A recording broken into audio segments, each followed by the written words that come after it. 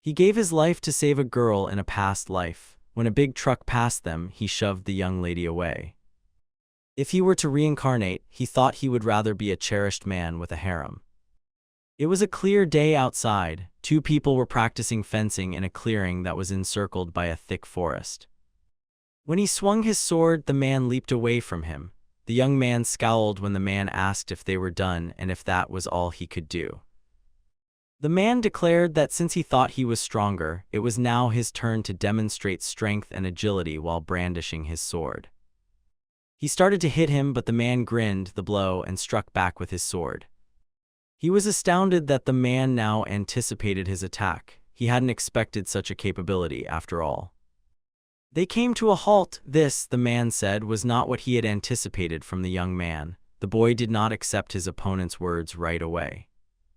He gave the man a tight hug and said, "This is his son, and the work is excellent," with tears in his eyes and a happy expression on his face. The main character, Rain, smiled and appeared somewhat perplexed. He acknowledged what his father had said, but he said he wasn't ready yet. The father looked at the young man with surprise. He went on to say that his father's incredible blow, befitting a true master, was the reason this occurred. The protagonist, Rain, illustrated his father's earlier statement by picturing how his blow split the mountains and the earth. His father looked off into the distance while shielding his eyes from the sun. The protagonist, Rain, believed that his father lacked common sense. This was the cause of his peculiar origins. He thought about his father's past. The dragon that became a demon is known as the Great Calamity. Even the combined might of 3 countries could not defeat him. However, Rain's father and his 7 friends defeated him by themselves. The book stated that he received this land as a reward for his achievements, even though he never mentioned it. But since they both have secrets, there is most likely a strong explanation for this. He never learns that he was reincarnated from Rain, the protagonist. If he told his father about it, the outcome would be disastrous. The main character, Rain, wore a dejected expression and appeared happy to be alive. He remembers very little about his past life, but he still has some memories of it. He does not, however, remember his relationships or day-to-day activities, but he recalls his last moments. He remembered the time he had assisted a young child who was obviously startled and terrified by this awful situation. The protagonist, Rain, was utterly perplexed, because a magnificent figure appeared in front of his face out of nowhere. The girl called out to him and cautiously asked if he was okay. The maid was shocked when Rain, the main character, asked her why she was here. She was looking at him with a smile on her face.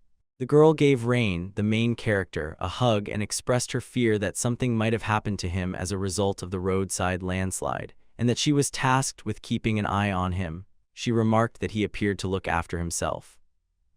Her father claimed that the reason she was so impoverished was because she should not have been so generous. My father suddenly became very depressed. The maid politely requested that he put himself in her shoes. With a pitiful expression on her face, she said, "I didn't know what to do when I found the child." Her dad yelled at her. The maids looked up at him and wanted to respond. The main character, Rain, cut her off while grinning and keeping a serious expression while expressing his happiness at his father's generosity. With tears in their eyes, the father and the maid gave Rain, the main character, a hug and expressed gratitude for his care. The young man's father expressed his pride in his son, and the girl said, "Rain, the main character, is so amazing." The main character, Rain, did not like being hugged so tightly. After they released him, one of the maids told him that something was waiting for him. The father said, "What was it?"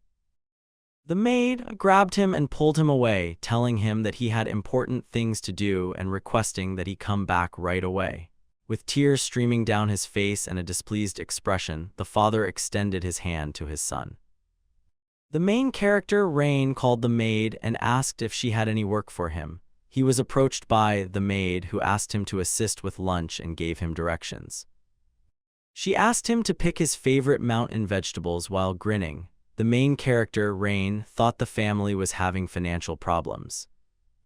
Clouds eventually started to cover the sky. The main character, Rain, was using his back to dig while sitting in the clearing. He started off by stating that he had a plan for today and that he would carry it out once he got home. He took out a book, opened it, and scowled when he saw that, despite having magic today, he was not very good at it. He laughed uneasily, thinking he could not understand anything in the book and that he grasped the ideas but not the reasoning behind them. He read that when people speak, they call forth a spirit and absorb its power. Despite what they say, nothing happened when Rain, the main character, attempted to use magic. He recalled his attempt to light a small log on fire. The protagonist, Rain, attempted to start a fire by himself.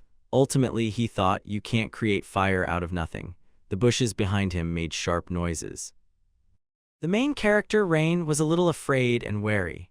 Rain, the main character, was shocked to learn that a boar was the source of the noise. The main character, Rain, initially believed it to be a wild boar until he saw a small horn on its forehead, leading him to believe it was a magic stone. Rain, the main character, was impressed by the boar's size when it approached him. It turned out to be a demonic boar. Animals in this world become ferocious demons after becoming allergic to these strange stones.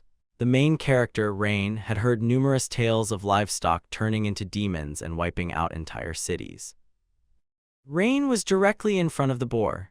The main character, Rain, believed that he had once hunted wild boars, but now all he had was a wooden sword, a thick book, and a bento. After giving it some thought, he concluded that these were his last moments. The boar loosened the ground beneath it by digging its hooves in preparation for an attack. The protagonist, Rain, scowled as he grabbed his sword because he thought he was a hero's son and could not flee. When the boar charged at Rain, the protagonist, the young man, bared his teeth.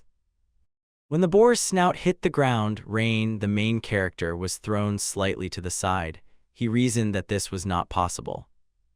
The main character, Rain, looked at the boar in distress as it started to devour his bento. The main character, Rain, thought he was in serious trouble and wished he could use magic in such circumstances. Rain, the protagonist, opened the book and thought, all or nothing. He started reading about the fierce foe in front of them, the blue blade piercing the night and the lightning of God's wrath flashing in the storm clouds. But after that, he was unable to read and the boars were coming towards him. The main character, Rain, heard a loud rumble behind him and spun around in terror. As he thought about what was going on, a minor miscommunication occurred. After learning about magic, he was actually attempting to cast a spell. The main character, Rain, lifted his eyes and was hit by bright sunlight. He said that this did not appear to be his magic, as was to be expected, but it also did not appear to be magic. He held out his hand and described the nature of this light and the difficulty of killing a gigantic, demonic boar in an instant. The main character, Rain, asked loudly and frighteningly what kind of slime this was as soon as he touched something beyond this light and quickly his hands. When a young, nude girl came up to him and gave him a tender hug while declaring that she had finally found him, he was taken aback. There was a faint sound. After Rain, the main character, fell to the ground, this girl touched him. The main character, Rain, blushed profusely and started yelling at her in outrage. He introduced himself as Rain, the son of Lord, and asked her who she was. The girl gave him a look that was a little irritated and angry. The main character, Rain, was concerned that she might not comprehend him, but when the girl identified herself as Marina, she blushed and said gravely that he had given his life for her, and it was now even harder to understand how that had happened.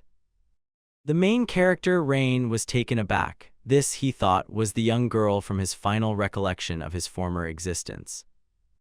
The girl called out to him, saying she wanted to pay him back in full. The main heroine, Rain, was so excited that she suddenly developed a nosebleed. She sat between his legs, undressed, pressed close to him, and put his hand on herself.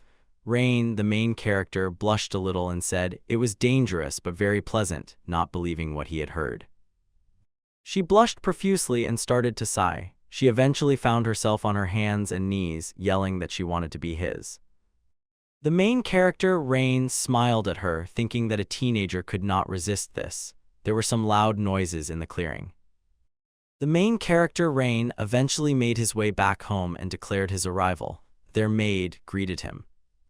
After the main character said, a little nervously, that she was certain she had asked him to gather them, the maid asked if these appeared to be mountain vegetables. She gestured to Marina, who was holding Rain's hand while standing beside him. The maid reiterated that these were big, curved mountain vegetables with a hint of shame. The main character, Rain, was unable to control his anger and indignation, and yelled at her that this was untrue. With a frown and a hand on Marina's shoulder, the father remarked, "I realized that the main character, Rain, got what he was asked for, his side dish for this evening, or rather, material for his ideas." The bashful girl, Marina, put her hand on her body. When the maid struck Rain's father with incredible force, the young man, who was crying uncontrollably, fell to the ground. His well-known harem life thus came to an end.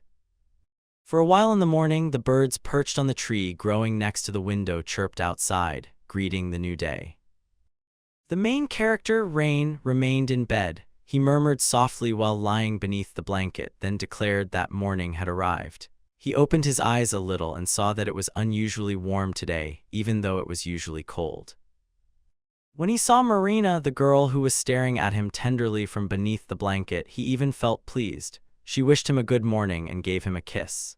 The main character, Rain, blushed a little and asked in disbelief what she was doing. The girl, Marina, claimed that he had raised his trunk and appeared content, so she chose to assist him in this circumstance. The girl, Marina, kept caressing his body, encouraging him to keep going. The main character, Rain, yelled angrily, "I can't take this," and asked her to stop. Suddenly, a maid named materialized behind Marina, slowly and imperceptibly extending her hands. She promised to make sure the cat stopped breathing and to help her comprehend him. The maid picked her up. The maid pulled her away from Rain, the main character. The young man was contacted by the girl Marina, who informed him that their relationship had been discovered. Then she begged him for assistance while threatening to end her own life. The young girl's remarks astounded Rain, the main character. He looked pityingly at the maid and boldly inquired as to her sincerity. The maid stopped, let Marina go, and sternly told her that she couldn't be so careless and that she had to get dressed right away. The girl, Marina, said she had nothing to wear. The maid sighed with weariness and mild discontent, and went over to the curtains to inquire about borrowing a pair. The main character, Rain, replied that she could, but when she asked what she would do with them, she was taken aback. The maid started carefully draping the curtains that Marina had just pulled down. She described it as a special maid skill. She wrapped the young girl's body, shoulders, and hips, tied multiple knots, and declared that everything was ready. The girl, Marina, was now wearing a gorgeous light curtain dress. "It was great," she remarked. One more bow was required, according to Rain, the main heroine.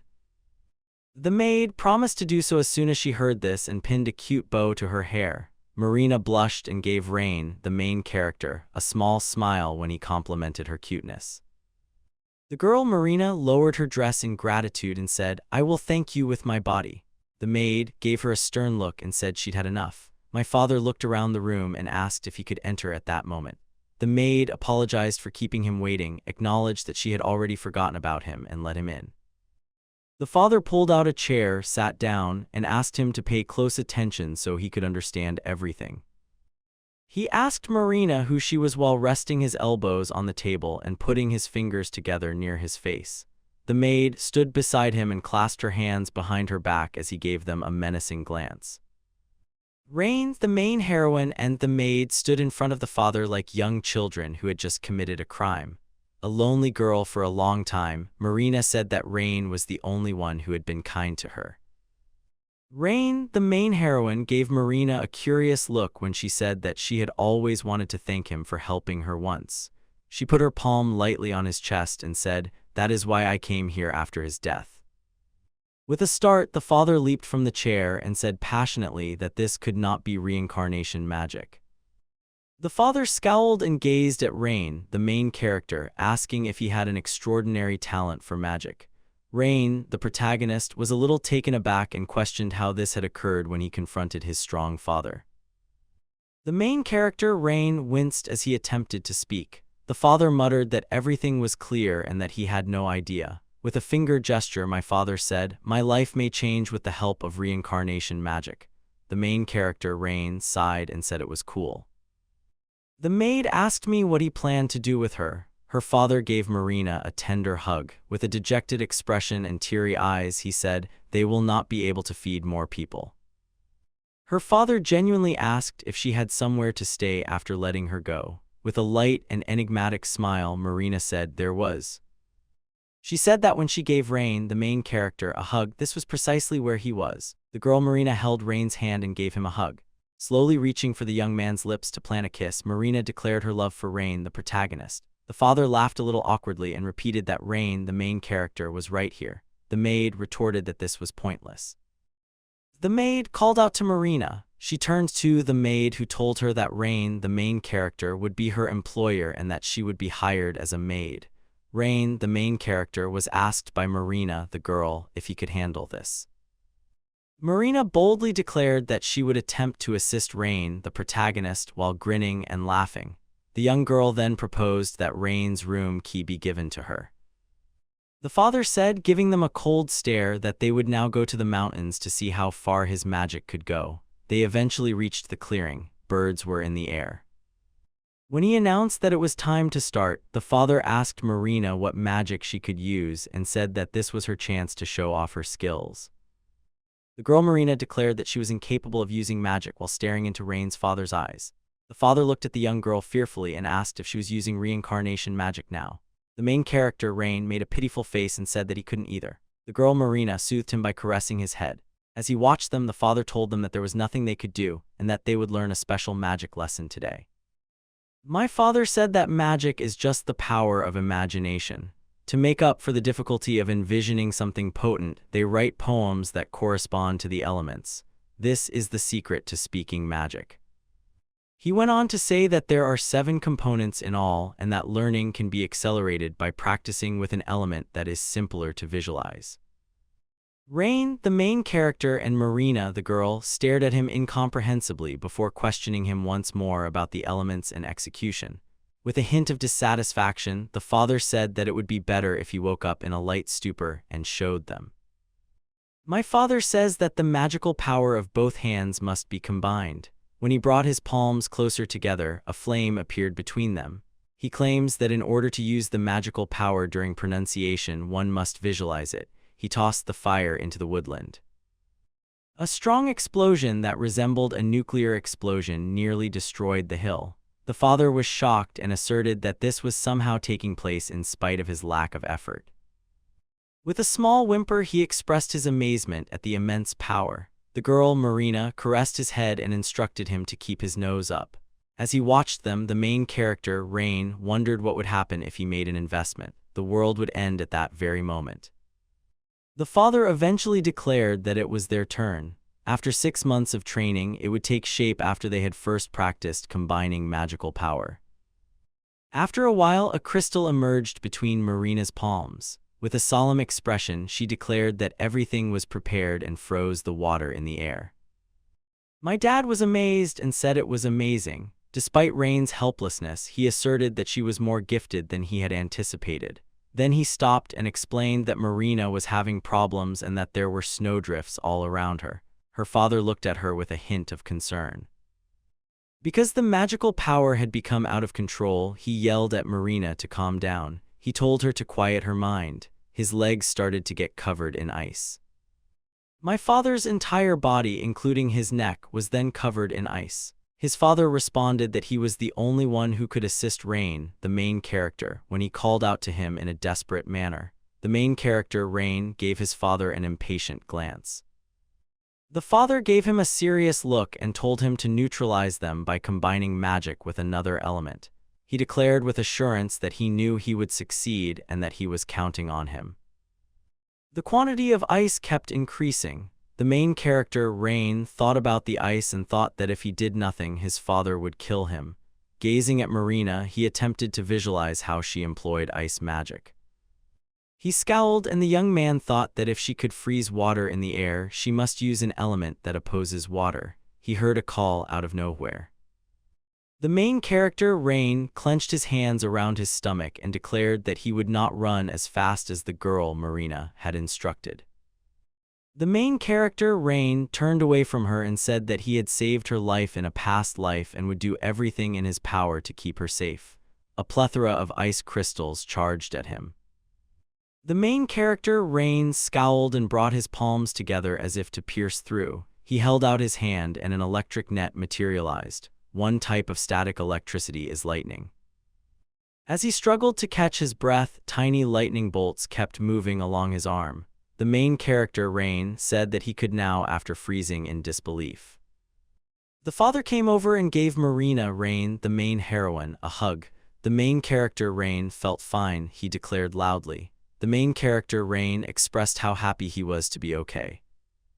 Their father released them, saying that he didn't think he could use magic and that he would find lightning, an element that was hard to understand.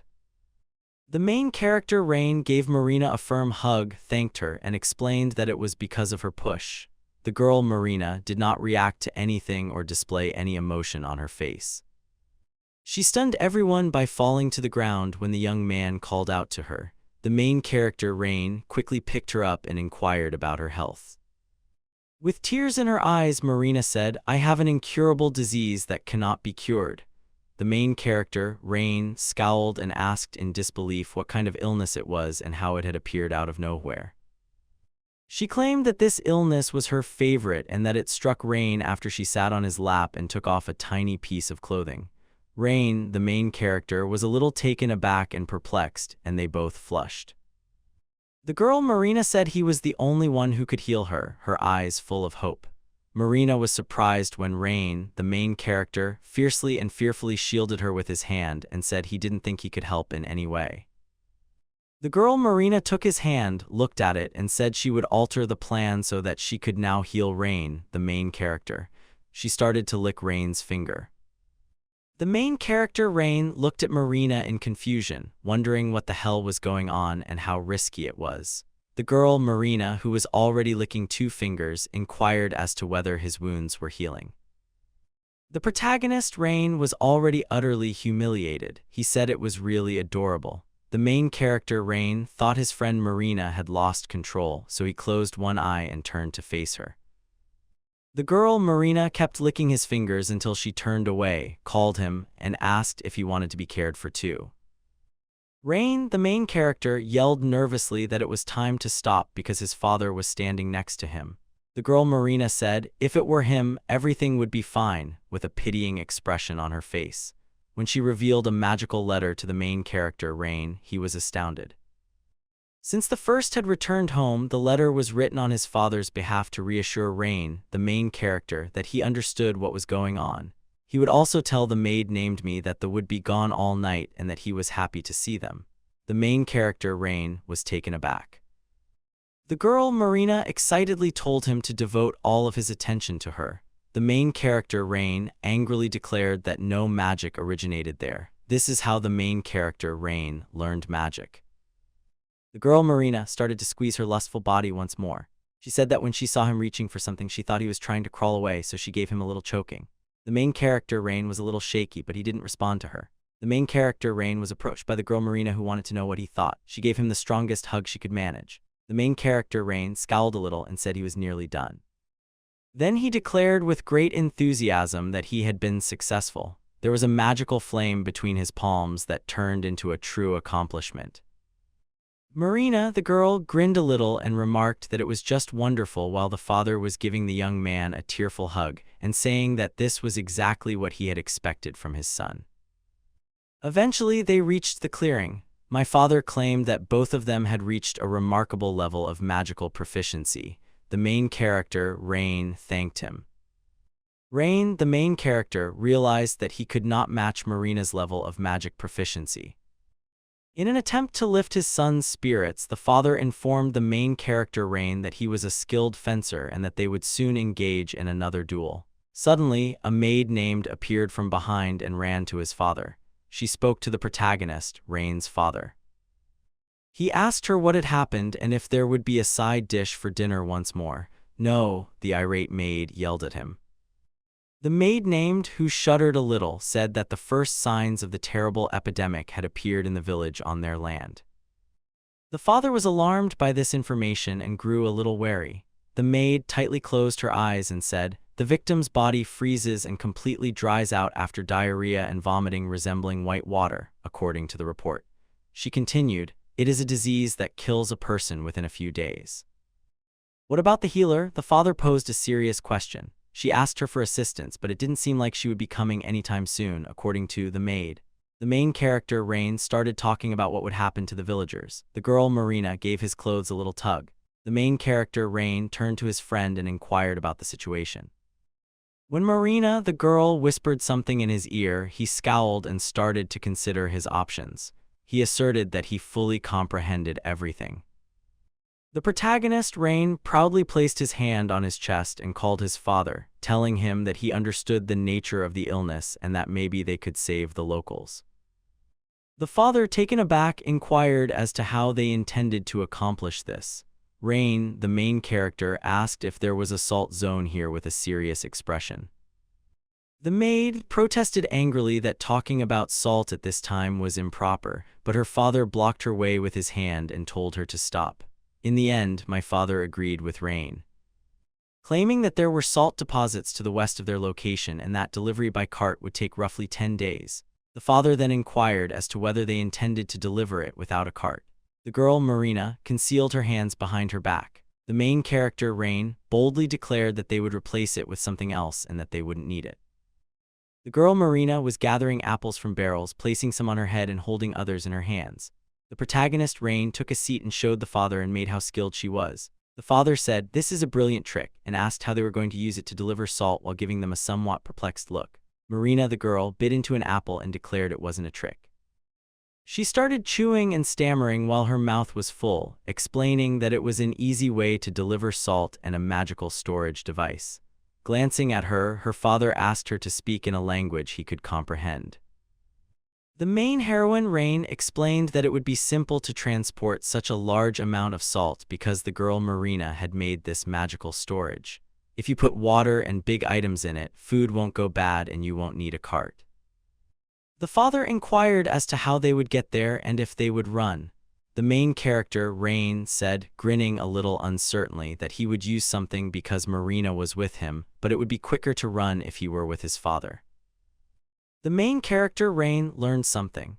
The main character, Rain, informed the father and maid that they would fly on a shield using wind.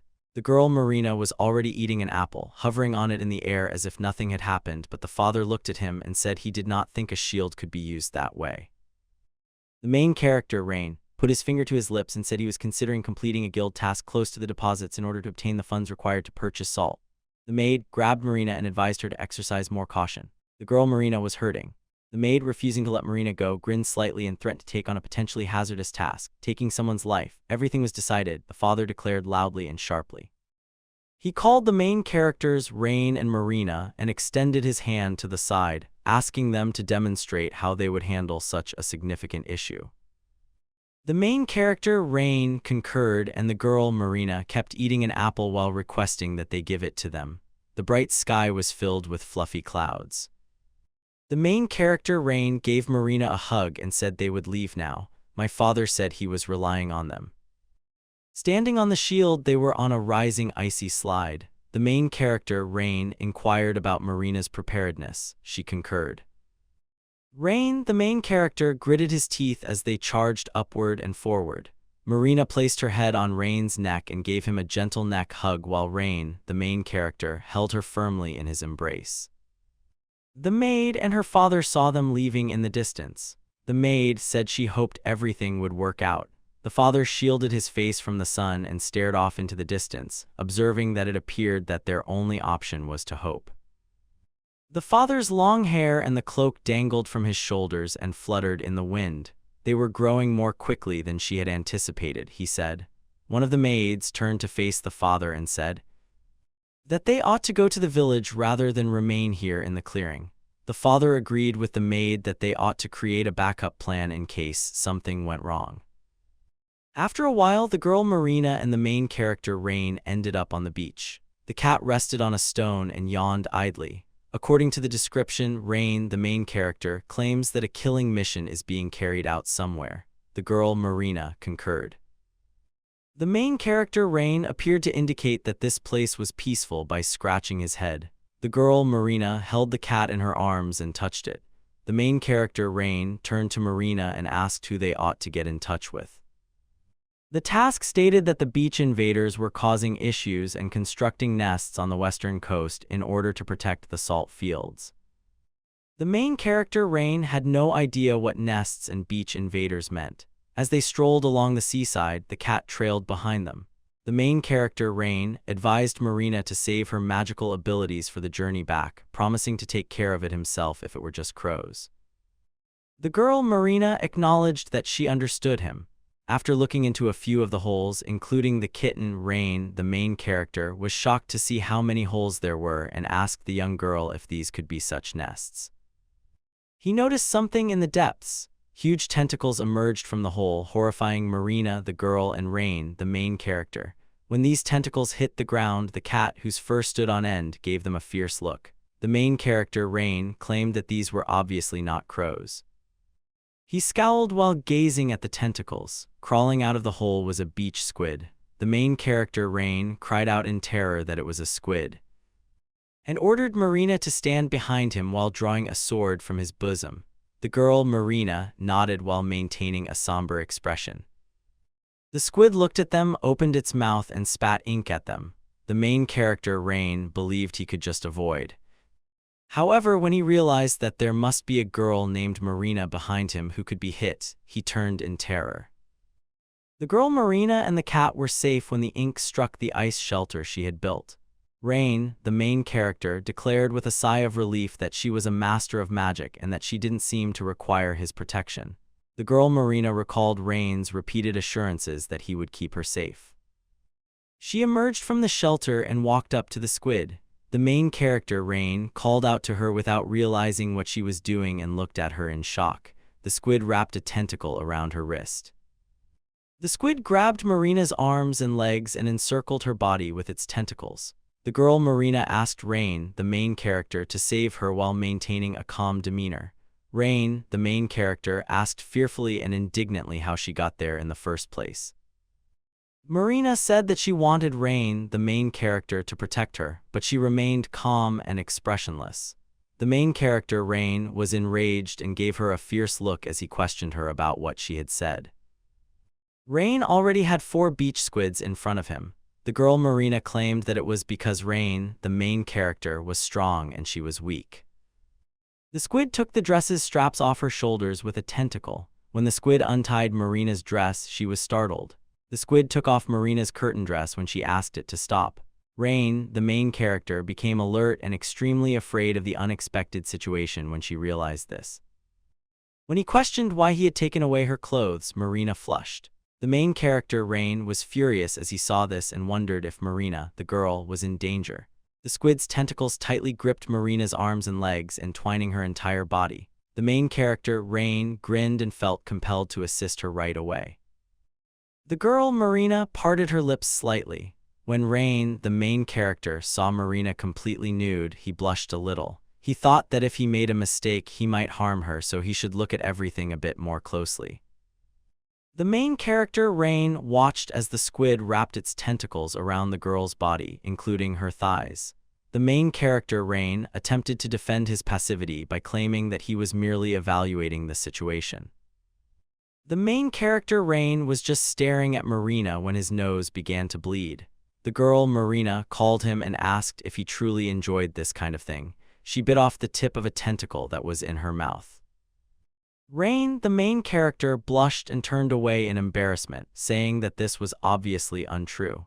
He opened his mouth, raised his hands tensely, and yelled that nothing of the sort was happening and that he was merely evaluating the situation to save her. The pier unfolded as the squid opened its beak. Marina, the girl, calmly advised him to move fast, to save her, or else it would be irreversible and she would be devoured. Rain became aware of the situation's danger at that very moment. The girl, Marina, grinned at the protagonist, Rain. The main character, Rain, was terrified when he realized what was going on in front of him. Abruptly, he reached for his sword and deftly chopped the squid into pieces. He sat down on the ground and gave Marina a menacing hug. The protagonist, Rain, declared that he would not give her to anyone. When Marina, the girl, put her protector around her neck tenderly, he grinned. After a while, Marina, the girl, tied the final knot on her dress. As they sat on the shore, the girl, Marina, apologized to Rain for her error. Before accusing Rain, the main heroine, of being the source of his problems, she gave her a pitiful glance. Rain said that this was untrue and that he was to blame for postponing her rescue, blushing and grinning a little. The girl, Marina, got up and said that everything was all right and that she would be more cautious the next time. Rain looked at her with a smile. After grabbing her once more, the squid dragged her into the water. While Marina, the girl, reached out to the young man with hope in her eyes, Rain went into a stupor and was unsure of what to do. When the squid took off Marina's clothes once more, she opened her mouth in terror. As birds flew overhead, Marina, the girl, calmly asked Rain, the main character, for assistance while he frantically yelled her name. They consequently got themselves into trouble. The village streets were already lined with many barrels of medication. A week later, the villagers' illness eventually decreased as a result of this medication, as would be expected from the son of a hero. But this morning, nobody saw him. Throughout the day, everyone was devoting a great deal of strength and energy to combating the unexpected epidemic. People were shocked and a little outraged as Rain, the main character, and Marina, the girl, lay exhausted beneath a tree.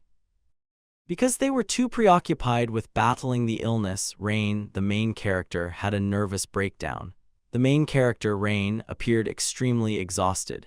They found that dehydration was the primary cause of death for those who were infected. Thus, all they had to do was hydrate them. To make it look like a saline medicinal solution, they brought salt. This helped for a while, but the illness did not go away, and its symptoms only slightly subsided.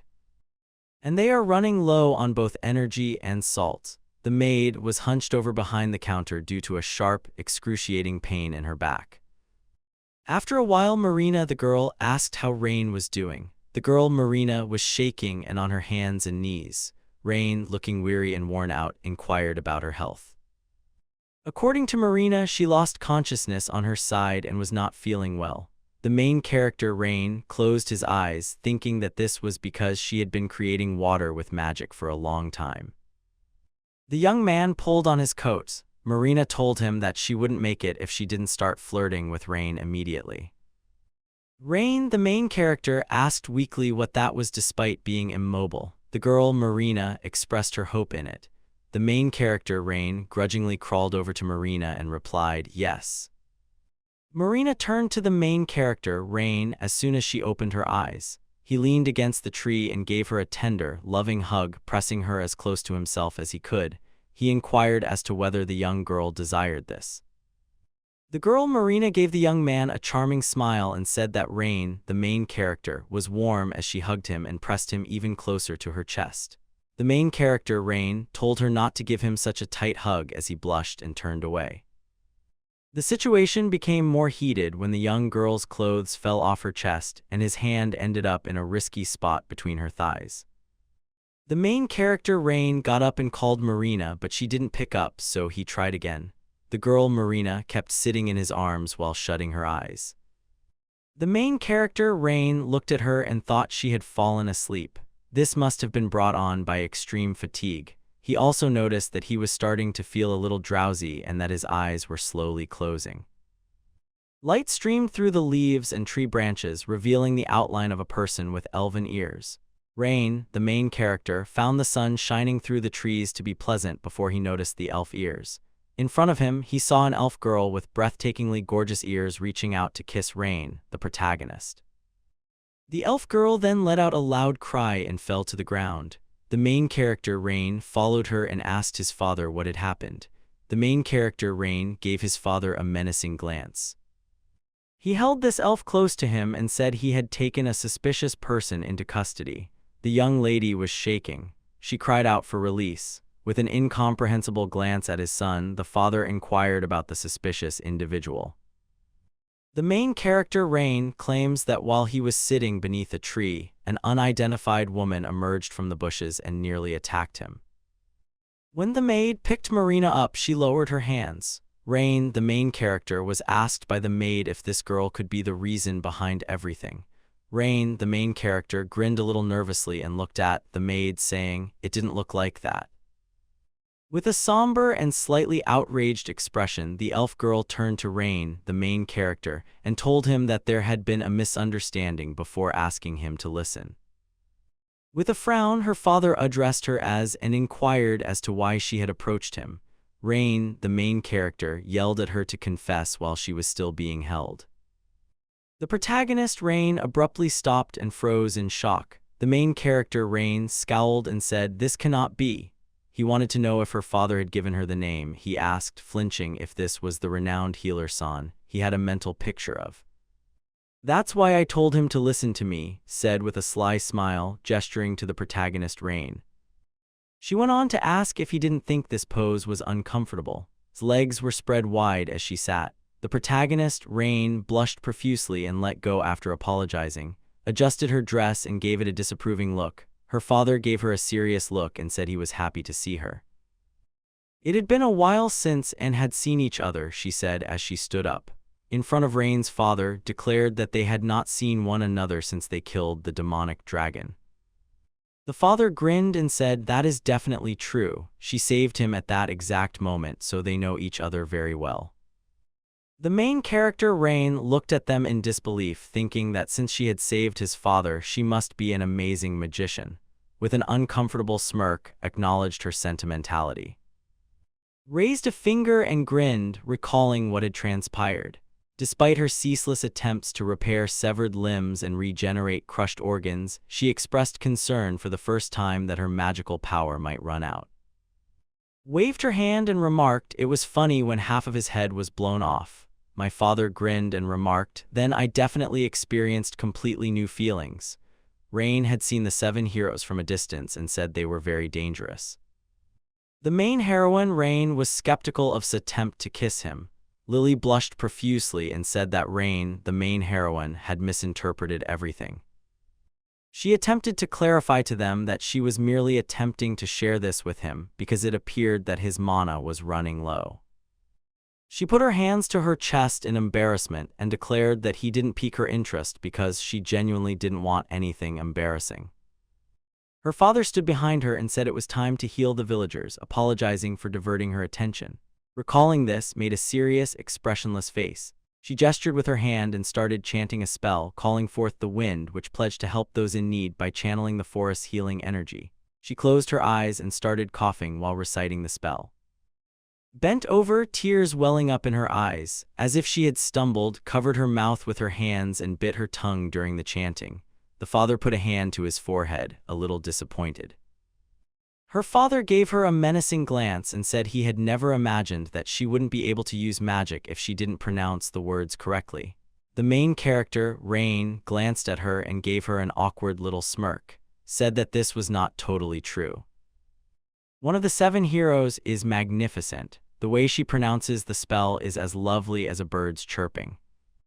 Said that she had begun chanting spells to protect her reputation because everyone in the tavern was talking about it. She covered herself awkwardly with her hands, lightly crossing them over her stomach. She summoned a magic sphere with ease by raising a finger. She claimed that she found it challenging to adjust. Then magical power swept through the village after she called in a group of doctors. A few village buildings could be seen behind the flying flower petals. The main character, Rain, raised his hand to chest level in the air and studied the petals with curiosity. The pinnacle of healing magic is this. People let out relieved sighs. Everything would be all right now. Claimed to have heard that this illness was similar to a curse. She was surprised that it didn't do much damage. The father said that his son was expected to do this and that Rain's medication was the only cause. The protagonist, Rain, moved aside. "Nothing more is expected of a religious son," told him, putting her hand on his shoulder. The main character, Rain, grinned a little uneasily. After she abruptly froze and turned to face the father, clearly shocked, she asked him if he was indeed his son. The main character, Rain, put his hands along his torso and clumsily declared that he was his son. Her father asked if he had told her, startled, protested by putting her hands on her hips, saying he never said what he said, let alone about marriage. The main character, Rain, gave her a somewhat irate glance. Looking first at Rain, the main character, and then at his father, thought, if you look at it that way, then the eyes and nose are not similar, and in fact, their faces themselves are not similar. She thought his face might have been inherited from his mother, which made her a little depressed. Rain, the main character, was surrounded by kids and grinned as he played with them. They expressed gratitude to him for the medications. does not lose this feeling of atmosphere even though she thought it was unlikely. With a kind smile, gave the main character Rain a gentle pat on the head and remarked, "He looks very similar to." Rain, the main character, was taken aback and asked the girl if that was accurate. They observed his father playing with the kids and said that he was always broke because he helped people carelessly. Because he was unable to use healing magic, she was also concerned about him. Rain, the main character, started talking about what would happen if he could use healing magic while staring at. But before he could finish, pressed him against her and buried his face in her curves, making him blush. With a sly smile, gave Rain, the main character, a quick hug and remarked that they were like father and son. He needed to rest now, said, placing her hand on his head and promising to teach him healing magic later. Rain, the protagonist, thanked her. He abruptly held up his hand. He took hold of her clothing, blushed and gave him a somewhat indignant look. The main character, Rain, gently pressed himself against her and undressed her. When he knocked her down, she let out a scream. Her form nearly hung over her face as her dress was raised along with her legs. She pleaded with him to stop, reliving her part as one of the 7 heroes. The father gave them a terrified glance. Closed her eyes as Rain, the protagonist, held her in this position. Her reputation would be destroyed, she said. The main character, Rain, grinned contentedly. As a result, Rain, the main character, and others were able to save the village. After a while, the girl was outside using a rope to hang laundry. Rain, the main character, complained and peered out the window, saying, "It was a very calm morning." When he unexpectedly noticed someone in the forest, he became vigilant and wondered who it might be. Was told to go check on someone in the forest after he called her. The girl gave him a look before waving her hand and hurling icy crystals. In the middle of the forest, there was a loud scream. The main character, Rain, thanked Marina and hastily put on his jacket. Her expression was composed and she merely indicated that everything was all right. The main character, Rain, saw near a tree, clearly terrified. She raised her leg and dress behind him and used her teeth to grab one of the jagged crystals lodged in the tree's sides. Fearful and furious, yelled at them to stop. She questioned, "Do you think this is dangerous?" The main character, Rain, apologized and stated that he thought she was suspicious. Inquired as to the presence of his father and the maid. The main character, Rain, calmly explained that they were still cleaning the village, which is why he hadn't returned yet. After emerging from the icy crystals, grinned a little and explained that she had come to see his wife, or rather, his mother, while she still had the chance. The main character, Rain, started out by talking about his mother in a rather depressing way. Then, as memories came back to him, he grinned a little before declaring that since he had been an abandoned child, there was no such person present. Exclaimed in shock, "I would take another one if it were a dog or a cat, but no, but it was hardly a child." In that instance, she asserted that she was certain he had been picked up on a wet day. The main character, Rain, was taken aback and questioned why she had reached this conclusion. Said with a small smile that it was the first thing that sprang to mind when she heard the name of his equipment. The primary character is called Rain. He wields a fiery sword, a shield, and the power of the wind. His magic and sword skills were the result of his training, and perhaps then he could learn it, she explained thoughtfully, putting a finger to her lips since there was no blood relation. The main character, Rain, was taken aback and inquired as to what she meant by learn, raised her finger and called forth a magic sphere. She responded that she was hinting at her skills when she asked if she had promised to teach him healing magic. The main character, Rain, invited Marina to learn this together. The girl, Marina, asked the young man if she could, astonished. She would have no trouble with this, reassured her, stroking her head and mentioning that she had heard Marina, the girl, had magical powers. She pledged to give them individual instruction. She took a small step away from them and gave the main character, Rain, instructions to extend his hand in front of him. Then she followed suit. The main character, Rain, extended his hand forward and asked if he was doing it correctly. Said everything was all right. She said, "Take this and clench it with your teeth." With a small piece of wood between his teeth, Rain, the main character, silently gazed at. She was staring at him when she abruptly swung a dagger at him. The protagonist, Rain, became vigilant but swiftly used his fingers to grasp the dagger for self-defense.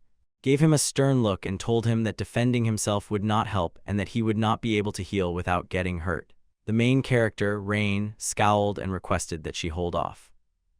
He smiled doubtfully and asked why they shouldn't use his finger. Displeased, scowled and asked if she could tell him what a wise man had to say. "Stab yourself with a knife and you will be granted healing power," she said gravely, remembering a significant event from the past. The main character, Rain, laughed a little awkwardly, assuming that an archaic would say something like that to create impact. Claimed that after she swung her dagger again, it opened.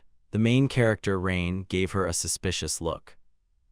Then, as he writhed in pain and grasped his wrist, abruptly thrust the dagger into his palm and smiled contentedly. The main character, Rain, was called out to nervously by the girl Marina. As the main character sat down on the ground, gave him a firm hug by the shoulders, telling him not to panic and promising to cast a healing spell right away. The girl Marina looked at them fearfully. The girl Marina took his injured hand in her own and said, "This spell only fights pain, so he must remember how it feels when she heals his wound." Then, looking at something in confusion, uttered, "This cannot be." The main character, Rain, looked at his already healed hand, questioned whether he had simply employed healing magic because she couldn't believe what she saw.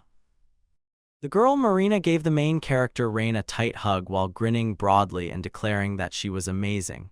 According to, it typically takes years of training to successfully heal a wound on the first attempt. She gave Rain, the main character, a serious look and decided that he shouldn't remain here.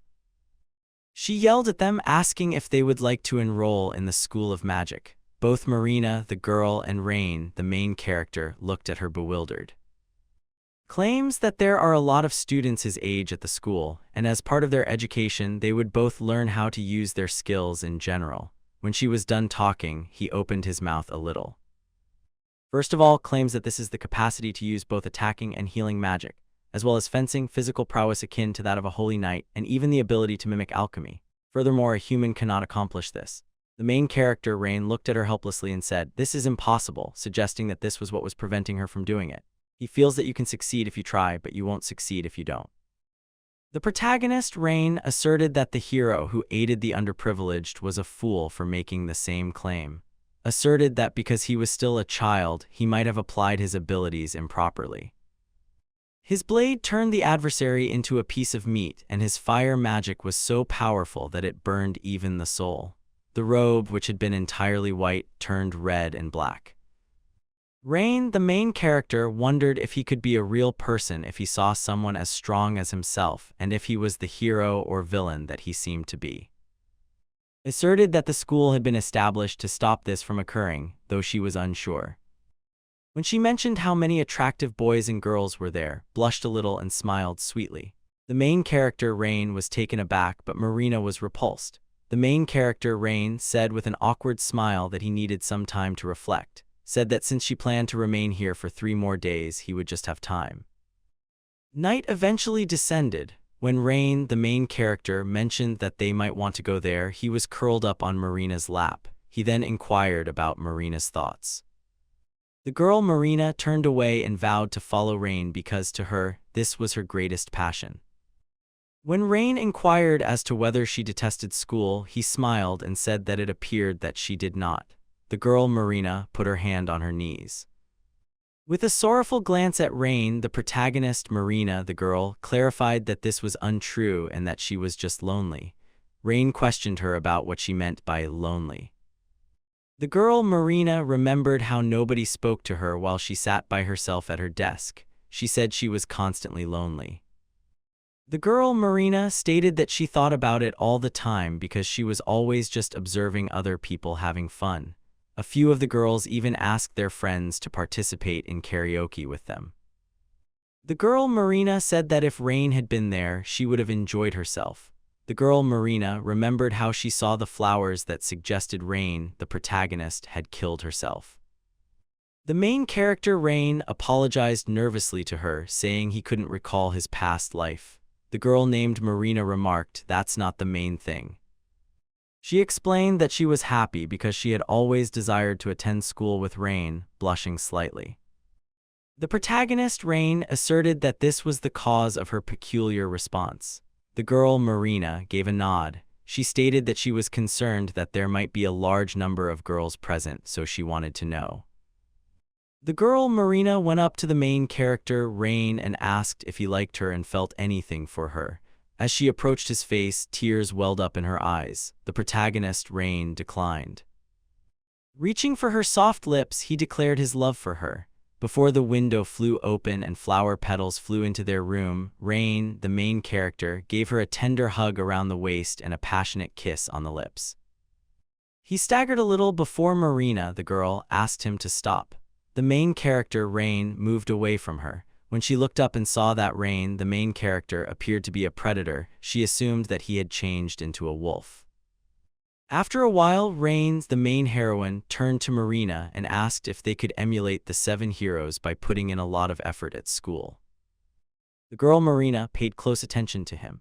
She turned to him and said, "Let it be if Rain, the main heroine, dreams of this. Every wish a reincarnated person has upon coming back to life is fulfilled." She made it clear that she really wanted to meet Rain. The main character, Rain, expressed this idea out loud and said she was surprised at how she had arrived. He scowled a little, thinking that if he had given it some thought, he must have had a desire. A shadow of sadness passed over his face as he remembered that he had requested to be reborn as a well-liked man with a harem. He questioned if this was what he desired.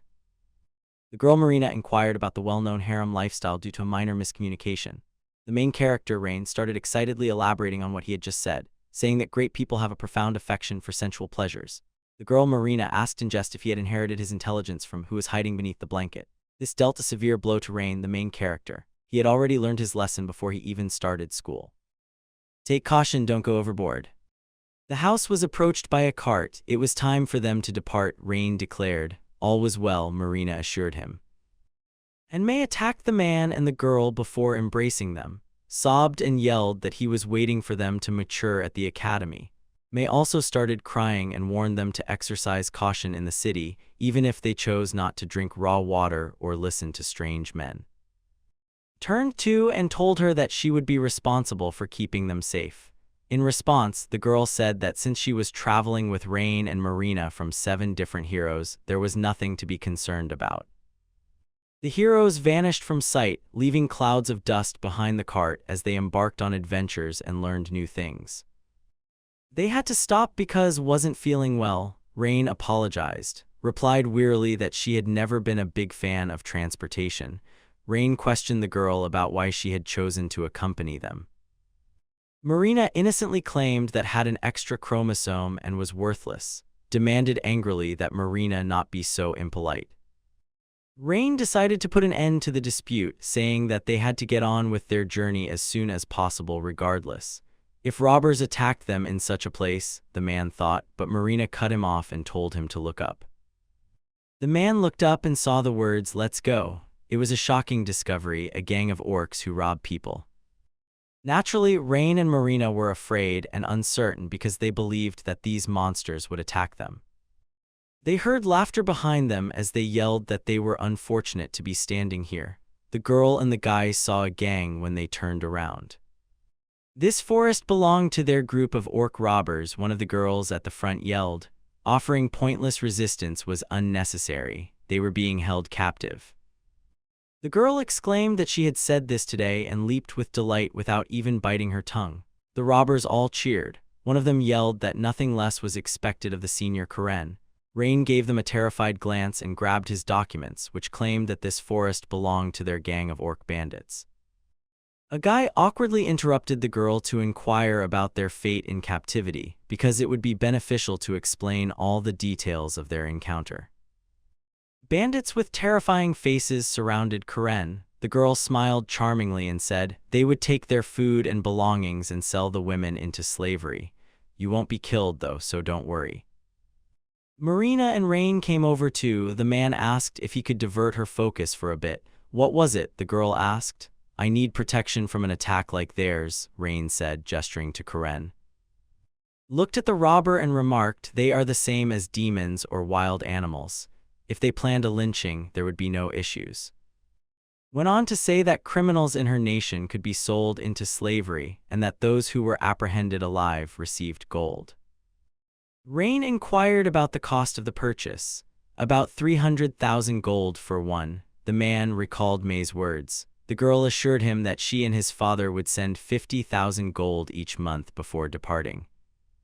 With joy, Rain turned to face the bandits and declared that the choice had been made. He would deal with them by using the money machine, put a hand on his shoulder and said, horrified, that this wasn't necessary. Asked loudly if he planned to use this forest as a battlefield. He wanted the reward so he couldn't kill them. Right then, Rain told her to handle it on her own. Said in horror that he had to realize that fighting was the only thing she couldn't do, so she would let them take care of it. According to Rain, everything was all right. The man came over to the group. Encircled by her goons, Karen asked tenderly if they had finally stopped whispering. As someone who aspires to be a hero, Rain made it clear that he could not ignore villains. Let them prepare, you worthless orcs, Rain yelled, brandishing his sword. Karen yelled angrily, these were orc robbers. Which of them has no value? Rain questioned whether this self-assured claim was true. Rain yelled that he hoped they would submit without protest, but he was aware that this was not going to happen. Karen gave him an angry look and yelled that she would not. They were attacked from behind by the bandits. The criminals yelled that they would teach the disobedient captives a lesson right away, even though it was too late to apologize. Rain swiftly veered off course and started getting ready for combat. Rain thought it was disrespectful to kill bandits. All he had to do was defuse the situation. The bandits were lightly struck by Rain's sword if they restrained themselves in that manner. The criminals flew several meters away from him while screaming. Karen looked at her friends and scratched her head in disbelief, wondering what had happened and why a regular guy could not be defeated by a strong guy. Rain yelled too that he was pleading for forgiveness even though the bandits were still alive. The girl approached the criminals and said, calm down. He was on the verge, but everything was all right. Rain was attacked by a bandit brandishing an axe. Waving his weapon, the criminal yelled that he was only a young man. Here, there was no need to act heroically. Rain thought this was bad and tightened his grip on the sword's hilt. If he were attacked from behind, he wouldn't be able to control himself. However, the thief was suddenly attacked by water. He started to drown, his head entirely covered. As Marina worked with the water, Rain observed. The man exclaimed with joy that he was so appreciative of her. The other robbers yelled nervously to Karen that they would lose at this rate. The girl cried out in rage and they all attacked at once. The robbers were standing on wet ground from Marina. Rain noticed this and touched the ground. The man called forth lightning, paralyzing the robbers. Karen ran up to her friends after yelling at Rain that he was a fencer. It was also unfair to use magic. The man said wearily that he didn't want to hear a robber make unfair comments. Karen swung a magical artifact angrily at the ground. She yelled angrily after pulling her ace out of her sleeve. She told him, you can't go back and change your mind now. Abruptly, the earth started to tremble and break up into tiny stones. Surprised, Rain yelled, what's that? From the earth rose a hideous creature made of stone. Rain stared at it in disbelief, thinking he had previously seen it in a book.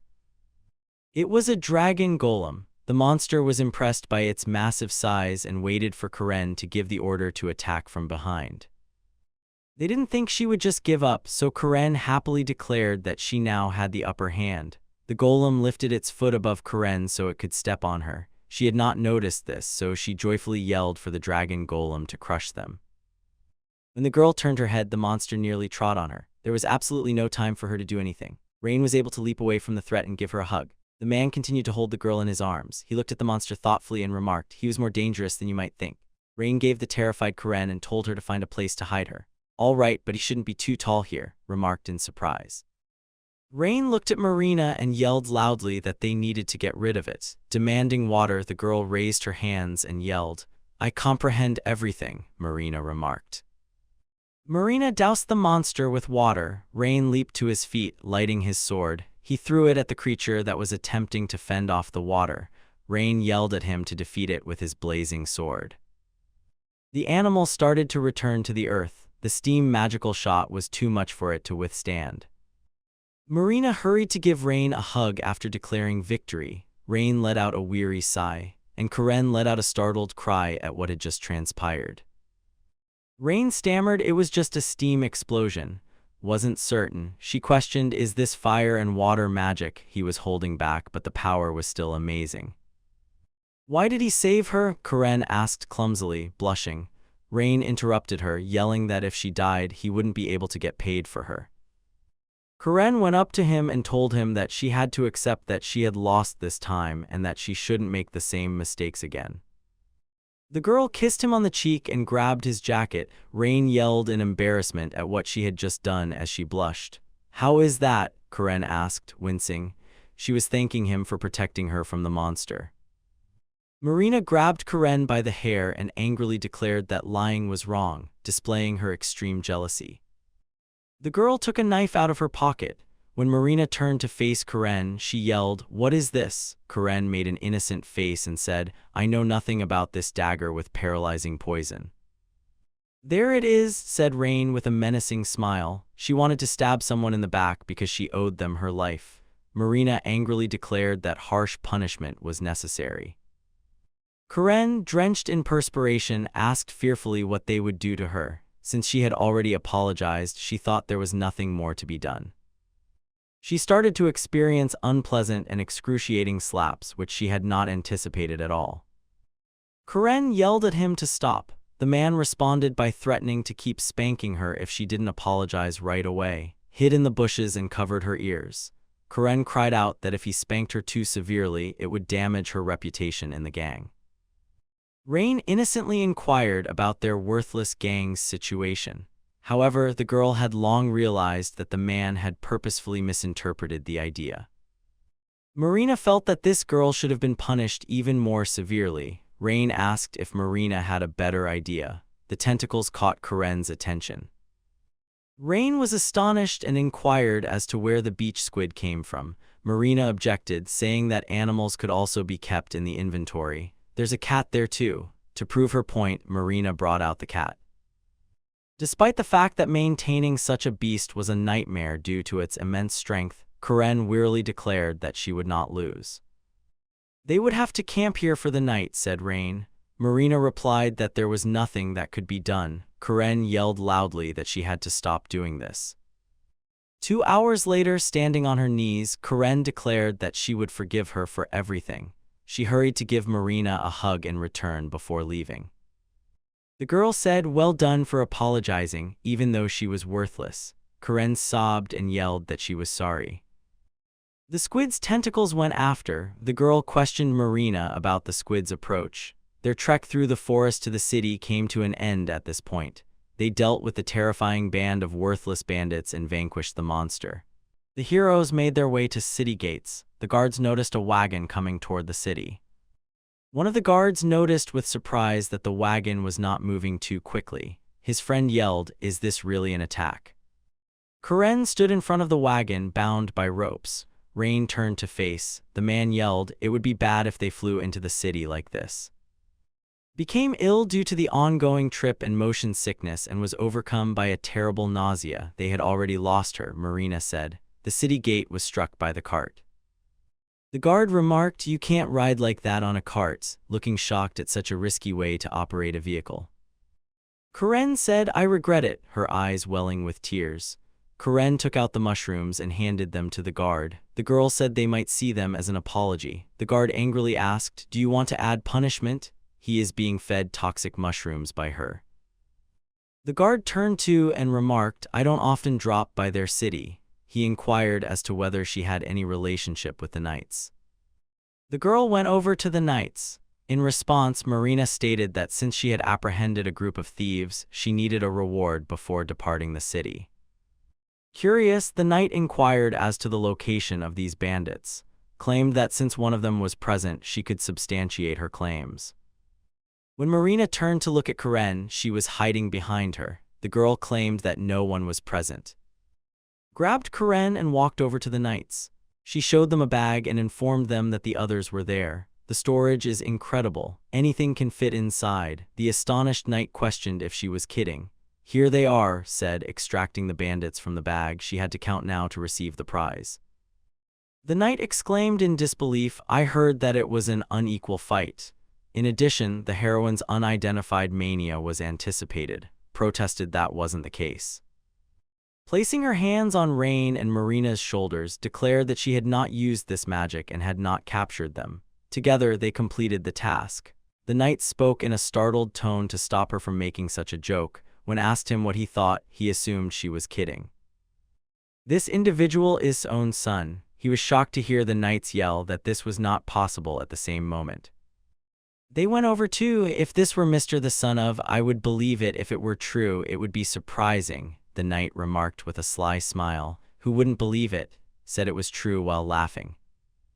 Once the knight declares that everything is okay, they will start checking. One of the knights came up to Karen and shackled her. Marina gave her a dejected glance. Karen reassured her that it wouldn't take long and grinned before heading out, but before, it was nice to feel free. After expressing regret for the wait, the knight re-entered the room. He walked over to the counter and said, this was their reward. It ended up being 10 million gold. The enormous bag of gold stunned everyone. Rain and gave each other terrified hugs. The man yelled loudly, there was a lot of money. Responded angrily that she had to unwind. It was merely 10 million gold. The knight opened a journal and brought up the robbers once more. They appear to have been adventurers in the past, but it's unclear why they turned to robbery. The knight went on, if no one buys Karen Ox into slavery, she will be executed, but they will be punished by forced labor. That's obvious, Rain answered. The man went to the thermal springs. He grinned and remarked, I don't think they can still book such a magnificent place.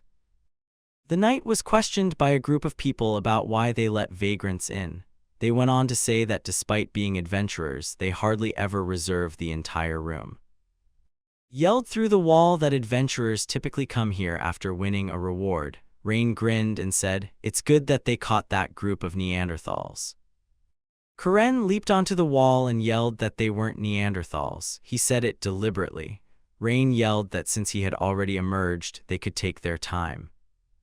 Karen had changed into a new outfit. I apologize for making you wait, she said with a smile. Rain was asked by the girl if he liked her new attire. If it was adorable, he could compliment it.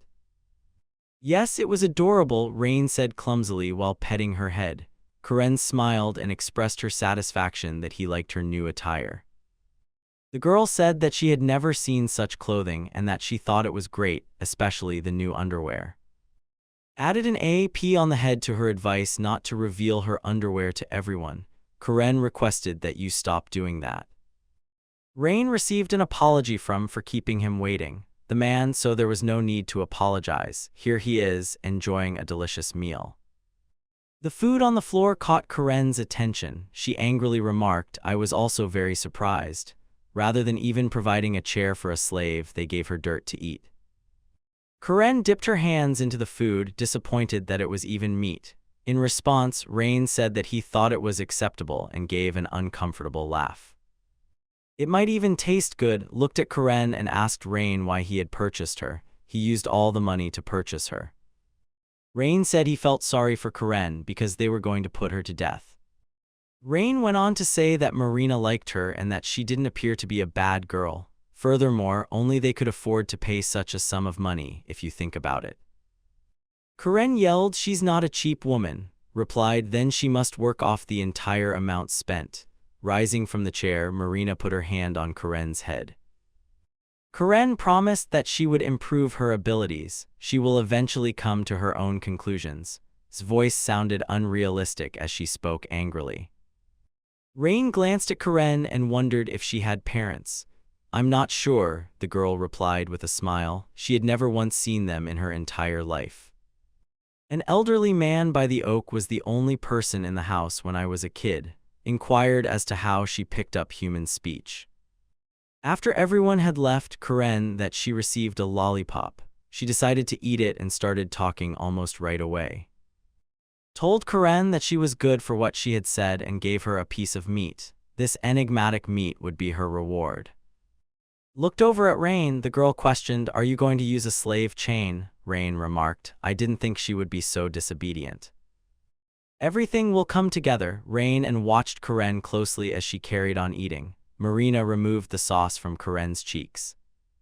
Sighed wearily and said that even though the rooms were reserved, a slave was also there. He needs to pay closer attention, the girl continued. She could attack while he's asleep. With a smile, Rain assured them that everything would be all right, don't worry. was startled to discover that everyone had already fallen asleep when she walked into the room. Glancing at Karen, she asserted that she had thought of it herself. She didn't grow up.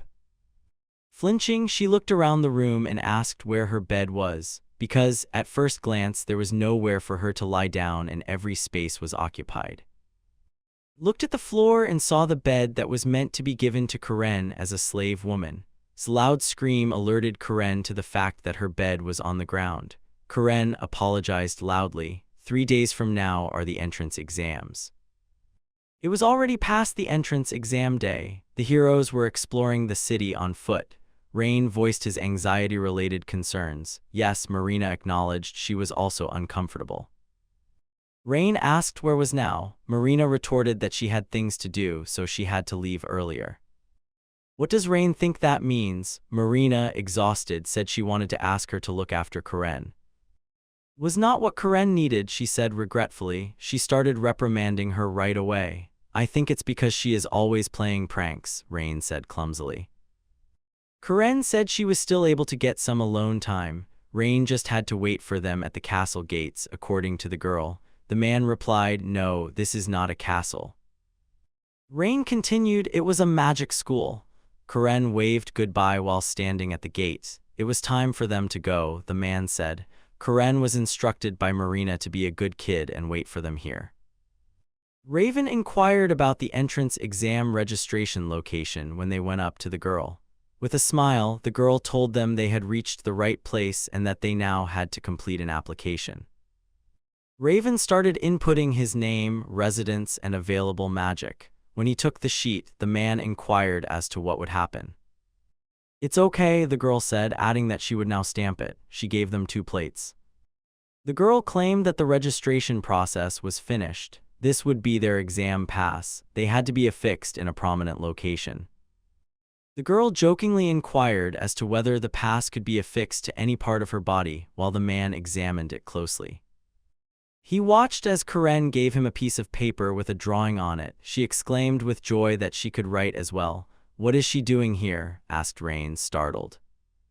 The man continued she was supposed to wait for them. Before giving her the cat, Marina reassured her that everything would be all right. One of her animals would be given to her, but in exchange, Karen would have to wait for them at the gate. In response, Karen said that she did not want to. Beside them was a hazardous van. Dangerous? Surprised, Rain asked.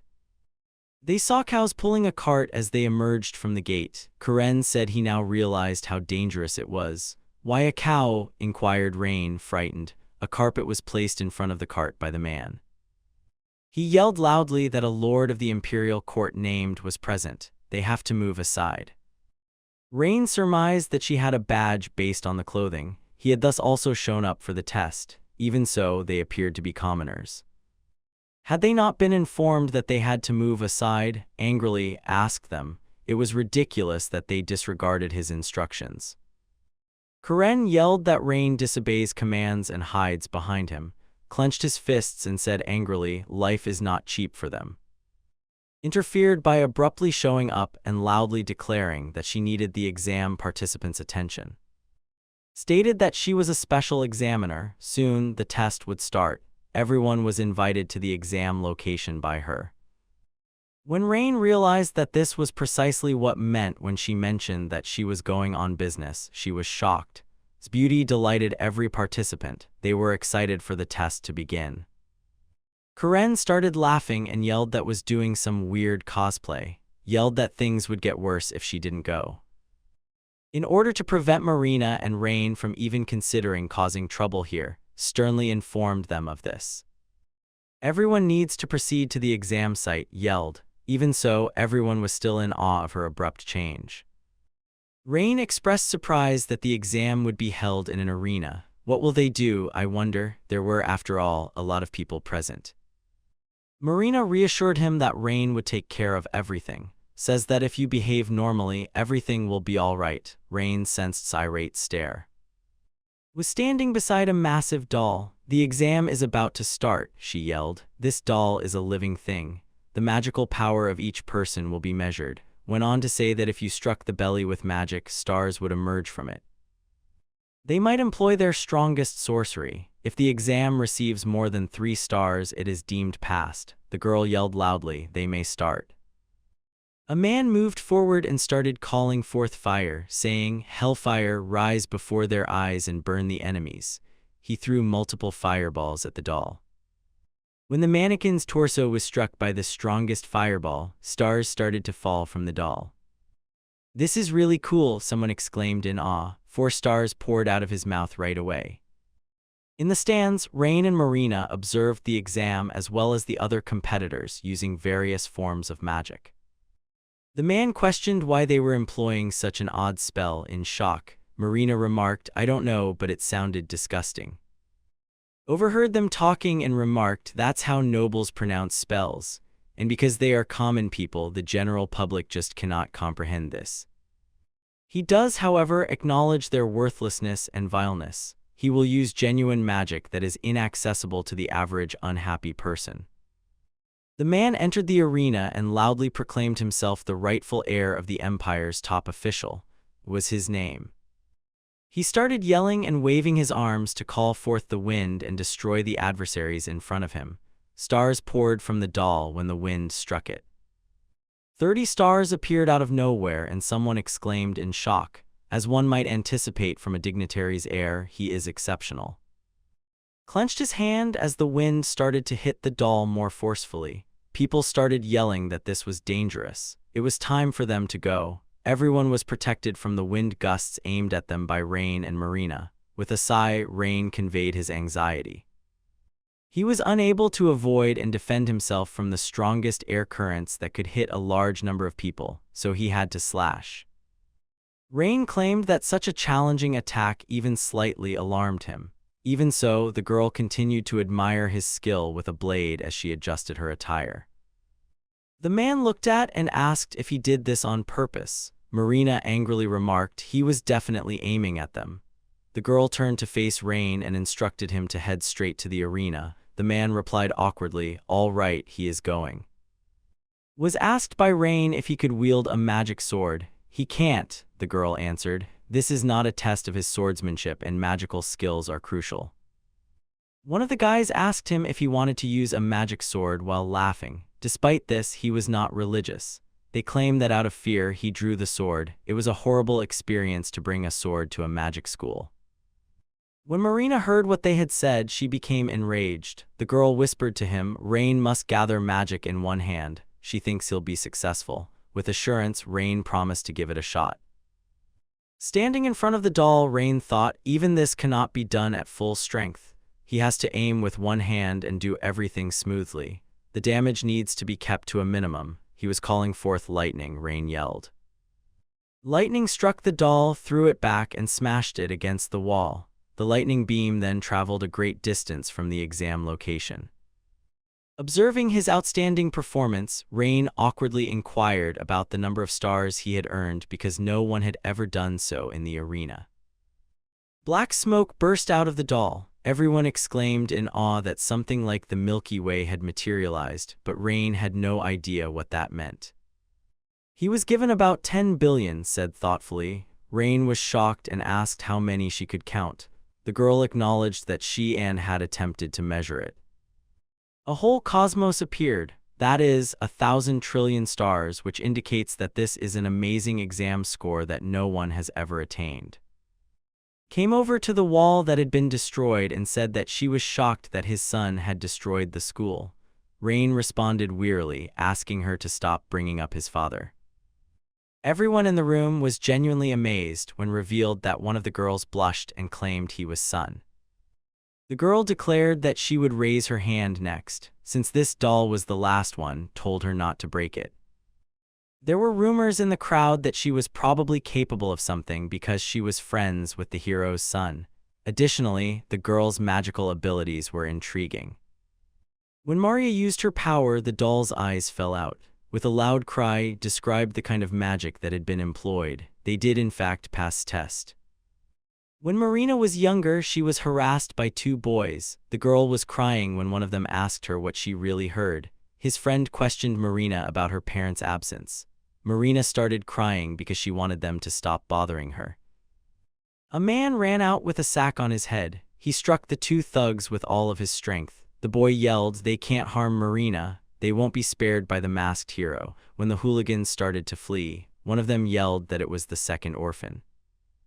Marina sat down on the ground due to the pressure. When the boy took the box off his head, it was Rain. He angrily said, "I asked her to call him if she was being bullied." Rain held out his hand to her and said, "After all, a hero is someone who always and everywhere saves others from villains, so one must turn to him for help." Rain realized it had only been a dream when he opened his eyes. On Marina's knees, the man had fallen asleep. He blushed and leaped away from her. Rain yelled that he was asking God to pardon him. He didn't know when he'd gone to sleep. Marina replied that everything was all right. "He looked fantastic in his sleep," the girl went on to say. "When he sleeps, he always looks good." Rain blushed as she thought of how awful he looked when he slept. Came over to them, carefully examining the peculiar scene. The girl joyfully declared that she had finally located them. "Why are they in this place?" Realizing that she might have stopped the young people from finishing something extremely spicy, inquired.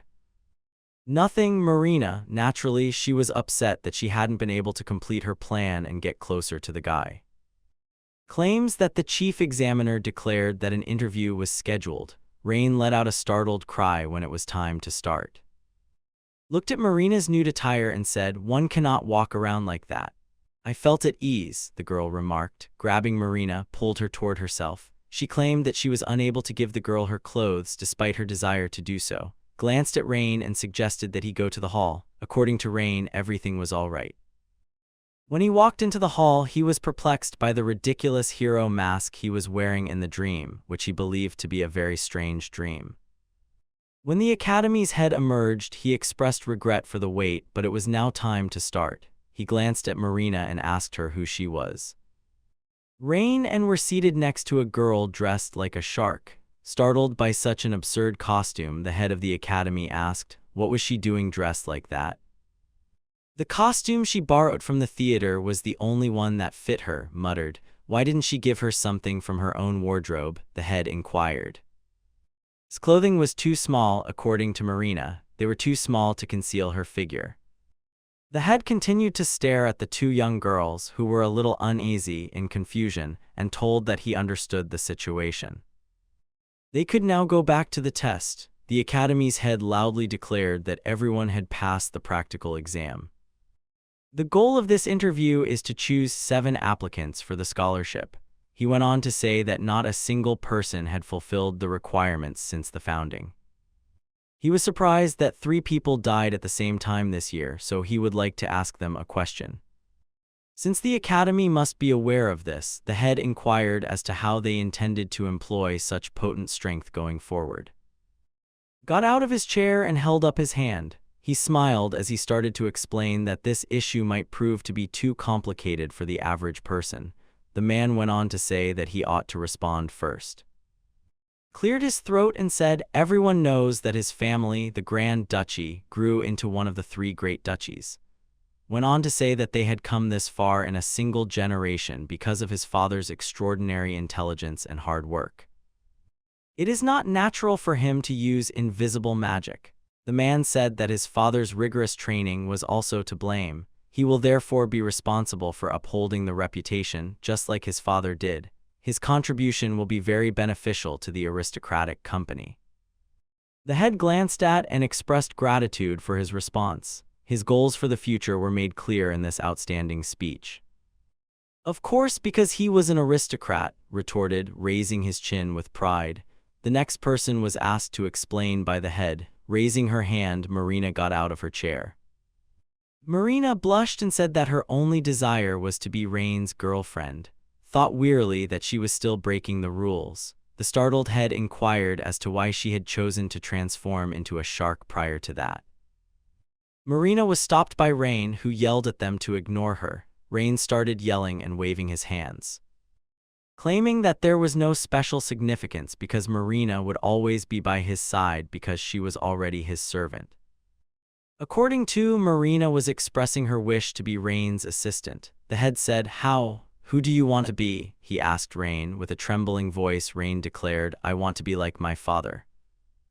He aspires to be one of the 7 heroes, just like Rain went on to assert with assurance that he also aspires to be a well-liked hero.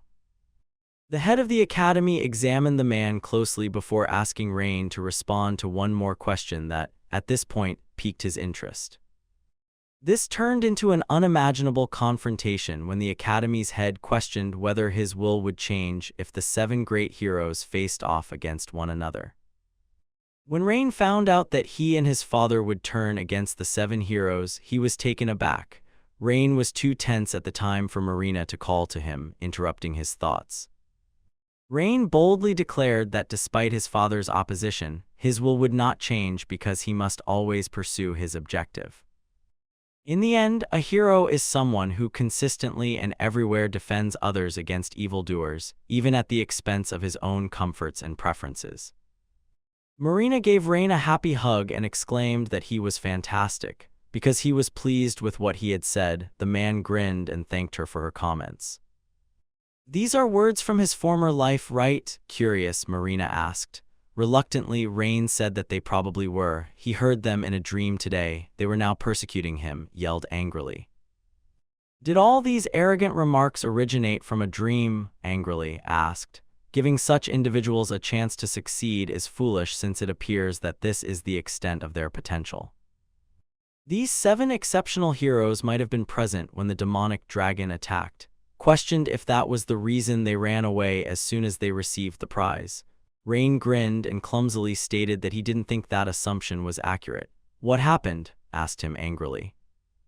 Yelled that the badly damaged city needed to be rebuilt. The 3 great duchies put all of their resources, both financial and human, into this project. They were proclaimed rulers as a result, kept yelling that the heroes took the prize, saved lives, and that was all. What comes next? The heroes wouldn't even be remembered without the duchy's assistance. Marina yelled at him to stop talking, threatening to ruin Rain's dreams if he didn't. The girl formed icy stones with the sharp end and pressed them against his neck. The man picked up the stone and inquired as to its meaning. "You know everything," Marina shot back. Because it was disrespectful to an aristocrat, became enraged and threatened to wipe their house off the face of the planet if she raised her hand against him. Suddenly threw a hurricane at the girl. The girl stared at the man in horror, believing that he was now using a spell to summon power. She wouldn't have time to avoid it. Rain was able to deflect's blow by moving ahead of Marina and shielding her from harm. The man started to shake and asked incredulously how he had just used his bare hands to dispel his magic. This was just not feasible. Rain angrily apologized for Marina's impoliteness. He didn't know which of them was actually incorrect.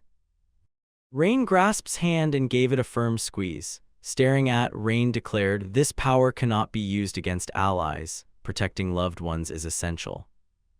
Turned to Rain and studied the opponent who dared to get in his way for a few more minutes.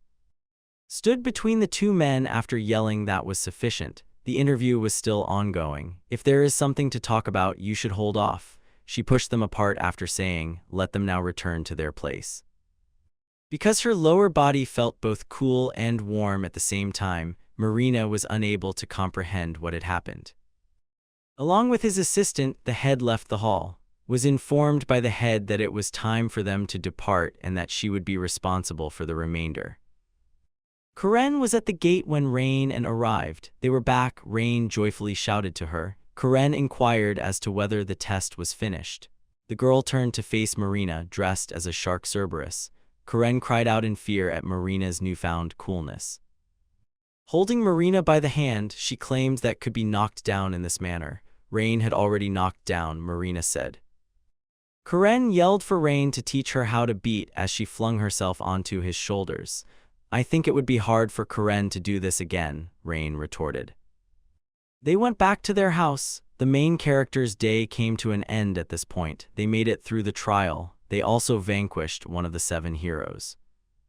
They now anticipate even more travel. Karen and Marina were taking a bath. The girl's hair was being washed by Marina. She informed her that she made a good effort to go unnoticed today. Karen was overjoyed by the compliment.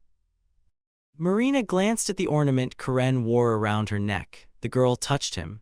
Karen was questioned by Marina about the origin of this item. Karen retorted, "I got it from my uncle whom I saved in the city."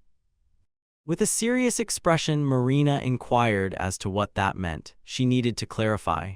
Karen started narrating her tale. She said that this occurred while she was waiting for them. Karen sat at the gate with the cat and sang a song. She loudly declared that she was looking after the cat. In addition to being extremely bored while waiting for the others with a silent cat, Karen complained wearily that she was starving to death. She looked at the empty boxes and soiled silverware. Marina's bento had already run out, the girl said regretfully. Karen settled down on the ground and said she wanted to go look for food. She will be reprimanded, though, if she leaves the position and someone else takes her place. The girl gave the cat a look. Karen thought sadly that there was only a cat. The girl saw that the gate guard had fallen asleep. Karen came up to him and screamed at him. She insisted that the uncle guard pay attention to her. Karen took a seat on the ground beside him and fixed her intense gaze on him. To wake Uncle, she shouted loudly once more. The startled man glanced at the girl who had woken up. She cheerfully told him to go find food and he had to take his place for a while. Karen produced her identity card, which featured a drawing of a cat.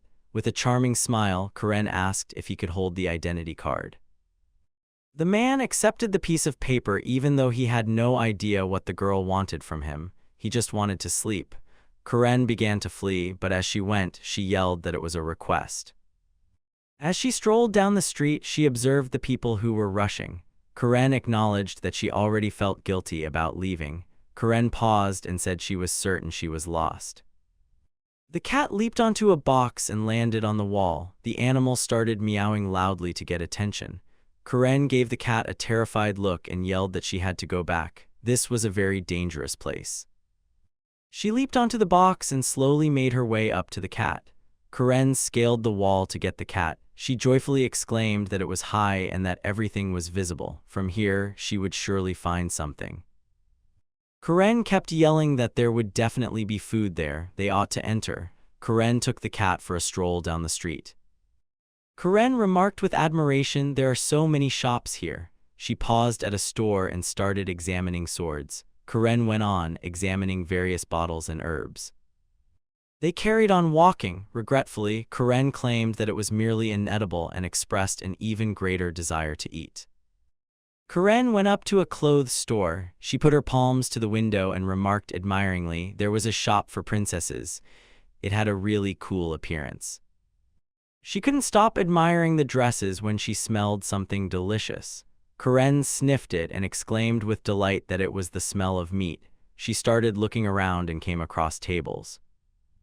Karen claimed that was the source of the odor. She approached the table and rested her head on it. The girl started drooling onto the table as she observed the man eating. The man asked his friend who the girl was, glancing at her. His friend said she was probably hungry. The man gave her a piece of meat and asked what she wanted to do with it. He said she could have a bite. He brought the meat to her mouth. But as soon as she wanted to bite into the meat, the man put it in his own mouth. Karen looked at him with disappointment. The man and his friend burst out laughing at the girl. He laughed so hard that tears welled up in his eyes and she genuinely thought he would give her meat. Karen suggested that they look over his shoulder and mentioned a stunning girl with enormous breasts, but this was obviously a ruse. They turned to see an old man who had brought his cow inside. While they weren't looking, Karen added salt and pepper to their mugs. The men let out a disappointed sigh. Regretfully, the man said that this also occurs. His friend said yes. As they took a few sips from their mugs, Karen kept a close eye on them.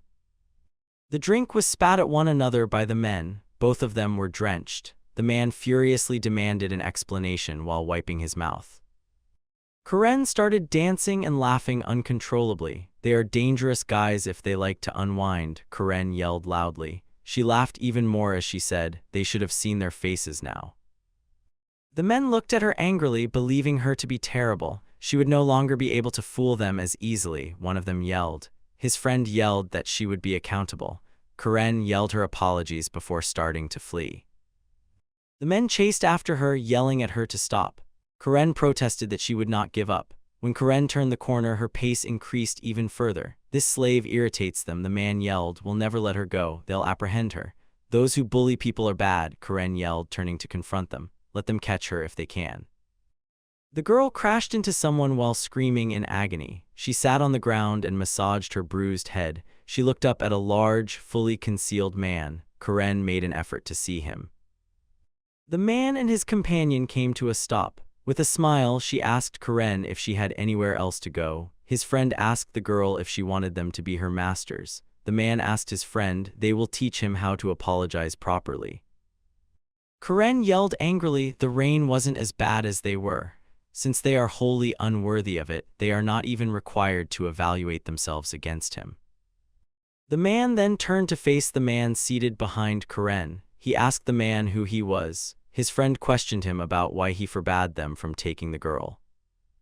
The man pulled out his blade and said, "I hope there will be no problems." His friend claims that if he causes them trouble, they will punish him so he won't get up again. Karen was taken by a cloaked man and placed on his shoulders. The girl grabbed his neck in fear. She found herself in such a predicament and was at a loss for words. The man rushed over to the man in the cloak and yelled at him not to undervalue them. His friend yelled at him to get ready to fight this man. The man ran up to him and lifted his sword in an attempt to attack Karen and the unidentified man. The hooligan flew several meters away after being struck by Karen and the man. His friend yelled that they were in danger. He removed a magical artifact and started to cast a spell. He declared, "Rumble, earth, administer justice to the fools before you." The enigmatic man and Karen both gave him terrified glances. A rockfall was summoned by the man. A massive stone that could easily crush Karen and her savior and leave nothing behind appeared above their heads. The enigmatic man's raised hand made contact with the stone. It broke into thousands of pieces. They were now safe from the danger that was waiting for them. The hooligan fell to the ground, staring at him in terror. They made fun of him and questioned whether he was still strong enough to attack them or if he had given up. The rescuer placed Karen on the ground to prevent her from hurting herself. The hooligan was astounded by how effortlessly he used his magical abilities and inquired as to his identity. The enigmatic man took Karen by the hand and removed the hood. They walked out of this place together. He said he was just an old man passing by. The man and Karen strolled through the city. The girl waved her hands joyfully and the man followed. He inquired about Rain's name and her master's name out of curiosity. Karen replied with a smile, "I didn't know." After giving it some thought, she cheerfully responded that Rain was the head of a group of bandits who went hunting in the forest. The girl went on to say that she was able to flee because he bought her out just before the execution. Karen accepted the man's offer of a piece of meat to quench her hunger. Karen paused and cocked her head in the direction of her rescuer. Karen told him that he was also very cool and strong because he had saved her from the bandits. Following a thorough examination, the girl expressed her desire to dress similarly to him. The man knelt down and put his hands on her shoulders. Karen gave him a startled glance. The man suggested that she take care of Rain and the others. He removed the ornament from his pocket and hung it around her neck. He continued, "This gift was for her as a memento of today." Karen exclaimed with a broad smile that he could trust her with this. In this way, Karen met the enigmatic man who rescued her from the hooligans. In the meantime, Karen left the guard in charge for a while. He was asked if he was working overtime today by the deputy chief's assistant. The guard replied that he was keeping an eye on the house. The enigmatic man was standing with curiosity. The girl asked him if he was certain of his decision, came up to him and asked what he wanted to do, Rain and the other heroic vessels. The man interrupted, saying loudly, "They will do quite well. They must be ready," he said wearily. He turned to see that this man was Rain's father. The worried man said, "The great catastrophe, the rebirth of the demonic dragon, is about to happen." Karen, Rain, and Marina were in the academy hall. Read his speech out loud so that everyone could hear him. Even if their objective is far off, says they will make the most of their youth and give it purpose. Since this day signifies the start of a new life, they must spend it with friends. The man kept saying loudly that nothing should make them feel ashamed, particularly the third Archduke Griffenbell's name. He was loudly thanked by all of the students for his advice. Noticed Rain, who was openly dozing and showed no interest in his speech despite the crowd and the loud noise. Rain started snoring loudly, turned to face Rain, who was drooling in addition to sleeping. Marina was braiding Karen's hair at the time, and his words also put Karen to sleep. His speech was really that dull, the man yelled angrily. Rain heard his voice and slowly awoke. At that moment, Marina was attempting to rouse Karen. Rain scratched his head awkwardly and told that Karen had actually dragged him here. To put it simply, his speech was too long for them to remain conscious. Angrily said that the hero's family should at least allow themselves to act appropriately since they do not recognize the significance of the speech. Rain chuckled uncomfortably. Was correct, someone said loudly. He went up to Rain and his friends and said that it was highly suspicious that they didn't resemble the offspring of a hero. He started to get closer. The man angrily remarked, "If you think about it, the magic looked no less suspicious. Maybe they had something to conceal." The words seemed to be hurting Rain. The man said too, "I don't think so." Nervous, started yelling that he had no secrets. A devout man walked into the hall and put his hand on his shoulder. He said, "Stop bothering them. They also have their own secrets, like wanting to become a monk." Abruptly got up from his chair, startled to realize that this was actually happening right now. Rain looked at him fearfully and asked, astonished, what his father was doing here. The man asked if it was unclear why he was here at this time. Karen leaped to her feet and gave him a strong hug. Karen yelled loudly as the elderly man arrived to greet her, moaned in agony as Karen gave him a hug. He remarked wearily, she was full of energy and vigor as always. Rain was shocked to see this and questioned his father about why she was referring to him as an old man. In an awkward response, said he had come back to the city. Having met her by accident, he assisted her. He consequently grew old. Rain asked him why he had come to the academy rather than concentrating on Karen, looked at the group of students who were whispering and staring at them. With a sigh, the man said that they had drawn attention and that he wanted to say something. He turned to the students and yelled, "My name is," the man said, "I am currently the academy's acting director." He thinks that everyone is aware of his enrollment this year. Karen settled on his neck and repeatedly tried to extract a hair that had fallen out of his hairdo, but added, his son is just another student. He won't give in to him. Examined each person closely. He asserted that only the most gifted are drawn to this academy. He thinks that every person's gift will blossom into a force capable of saving the world. He remained silent for a few minutes. He abruptly yelled that they had to work together to become heroes. Karen joyfully lifted her hands and started waving them in every direction. The religious leader's speech astounded everyone, and now every student was applauding him. All of the students abruptly got up from their seats and let out a loud shout. The man also yelled in their favor to let them know he was on their side. The priest approached his son after shifting slightly to the side. He struck him on the head and told him that it was inappropriate to nod off while giving a speech. Karen started to raise her cloak. Rain apologized for this. The man who had been bothering Rain was approached by. He told him and straight out that if they wanted to compete, they had to study. The man went on to say that it makes no difference where he is in the academy. They have to be cordial with everyone. The man claimed that in a terrified voice he pleaded for forgiveness. "I was also dragged into this," said angrily. Karen stood beside the religious figure and started waving her hands. She smiled and said, "This was good." The man said passionately, "She was very charming and cute." With a smile, declared the ceremony to be over. Classes will start tomorrow. Everyone is free to go into their dorm rooms and start talking to their friends. Rain, Marina, and Karen arrived at a tall building. Astonished, Rain remarked, "This is their dormitory." "It was just enormous," Karen exclaimed with delight. The heroes went over to the door and started looking at it. "I'll give you special treatment," Marina said. Rain looked around, wondering where had gone. Had rushed to the dorm, Marina retorted. Karen was not paying attention to what they were saying. She was drawn to the enormous structure. She was desperate to get inside. Was standing in front of it, according to Marina, and she handed Rain a scroll. The scroll stated that anyone who entered without knocking would be executed when the man unfolded it. Rain went on to read that he would murder anyone who came into contact with his belongings. If they came into contact with him, they would also be killed. He will kill you if you use the restroom or the toilet. If they violate any of the rules, he will kill them. When Rain realized there was a genuine chance of death, she was astounded. Karen wouldn't survive a day, Marina said. Rain gave her a terrified look and advised talking about this inside. When they opened the door, May was present. The girl exclaimed, "Welcome home." She approached them with a smile on her face and declared that she had been named dorm prefect. "This was it," Karen joyfully exclaimed. May stumbled and shuddered, expressing her joy at being able to care for Rain once more. May started crying uncontrollably. She rushed to give Rain a hug. May said she was overjoyed. In an awkward response, Rain said he was happy to see her and that he depended on her. Karen and Marina gave the two terrified glances. May said that the women's dorm was on the right and the men's dorm was on the left after separating from Rain. The wardrobes were already stocked with their possessions. The heroes ascended the steps. Rain promised to see Marina and Karen again when it was time to part ways. Rain's room was the sign that Rain carried as she entered the room. The man was taken aback by the shared room. "Of course, do not enter without knocking," he said, glancing at the door. "It appears that he won't survive a day, not Karen." Rain opened the door and made the decision to call. He said, "I want to talk about the rules." Rain looked up and saw the girl getting dressed.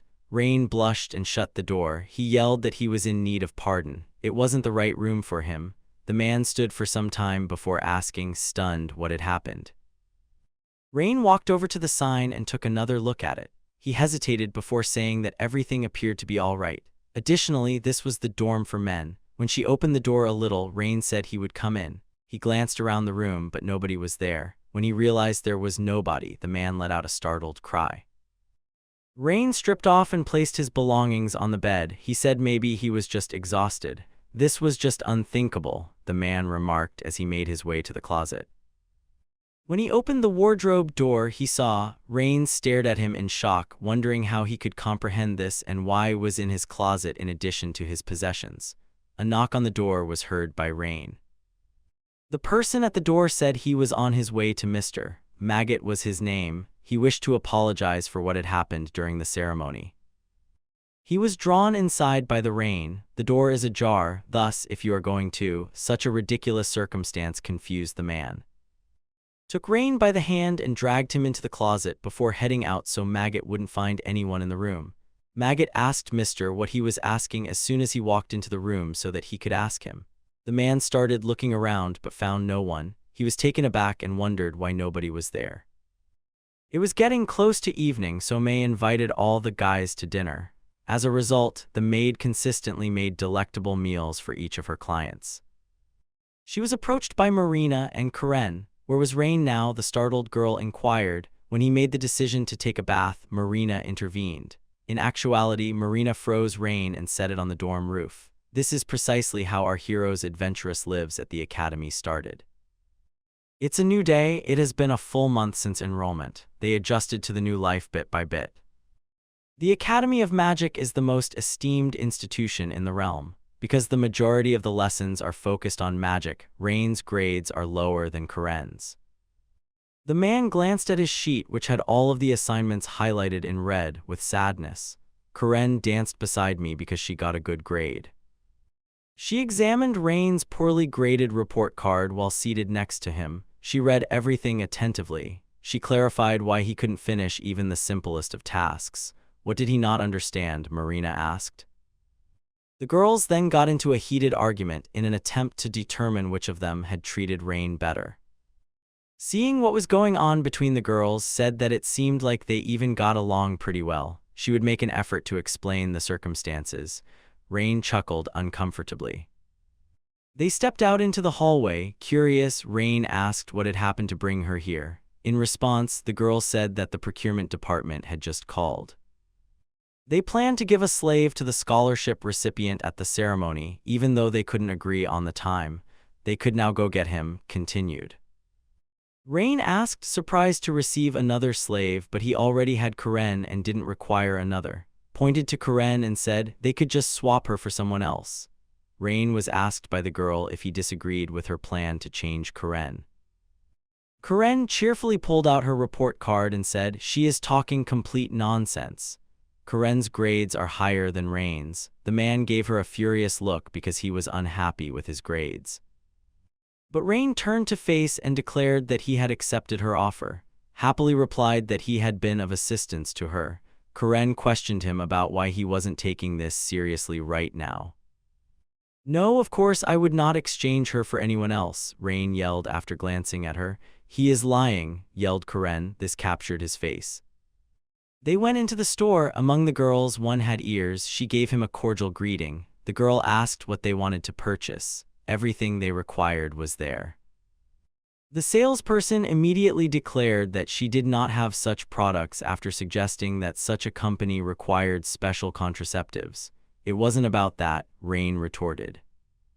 Rain resisted its invitation to come here. The man said after giving it some thought that she told him to examine a slave. The girl leaped with delight. She yelled, "Those were the guys. They ought to have told her right away." The girl walked into the room and said, "All slaves are sold here." She went on, "Touching and causing harm is forbidden. They could now go in and select a slave."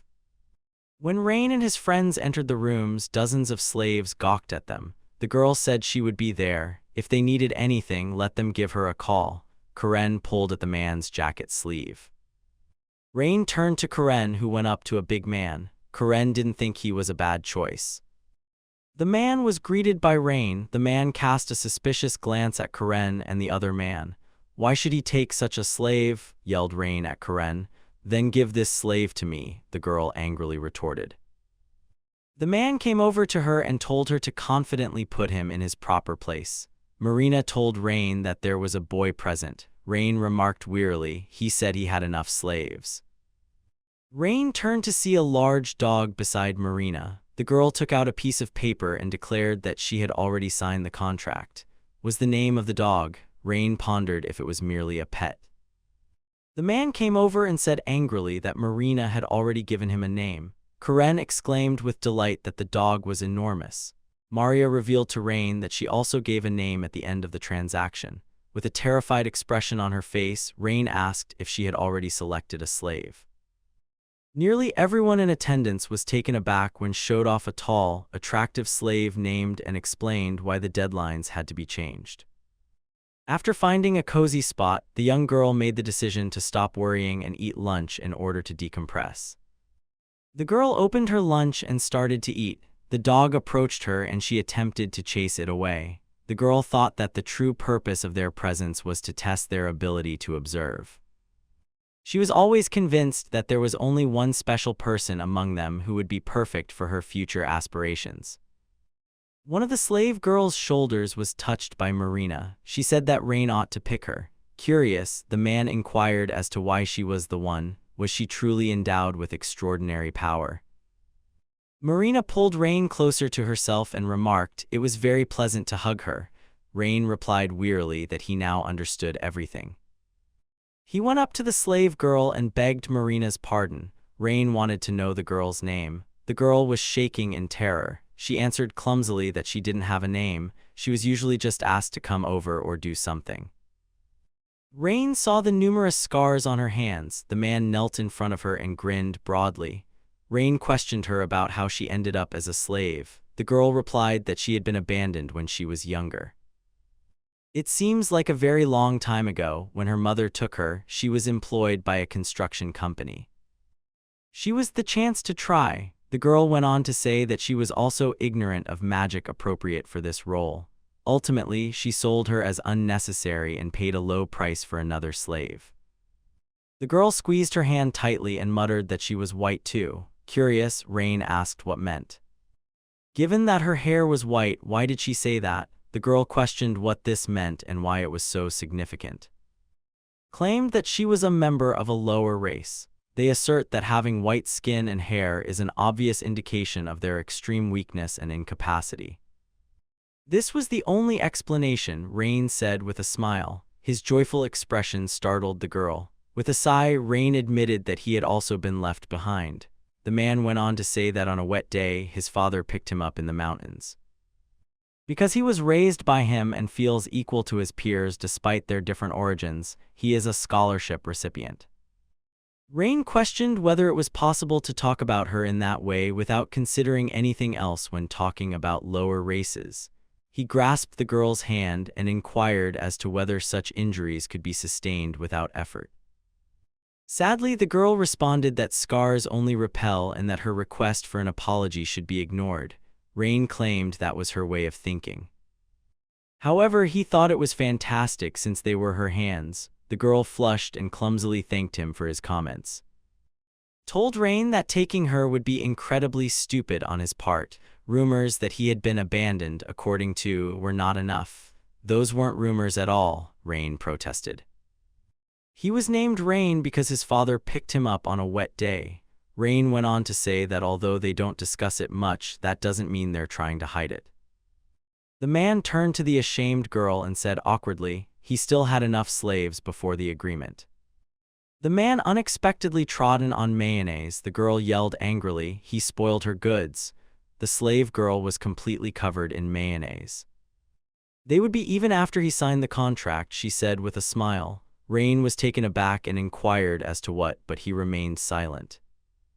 He was advised to purchase the slave girl by Anne Marina. Karen cheerfully said that this earned him 1 point. Rain wanted to yell, but instead he let out a weary sigh. He said, "It's okay, I'll sign everything." The vendor excitedly yelled at them to come back to her store, was seated in the tavern with the merchant. The girl said, "I apologize for the inconvenience." The seller retorted that he ultimately decided on, as was to be expected. Curious, she asked why she was in such a hurry.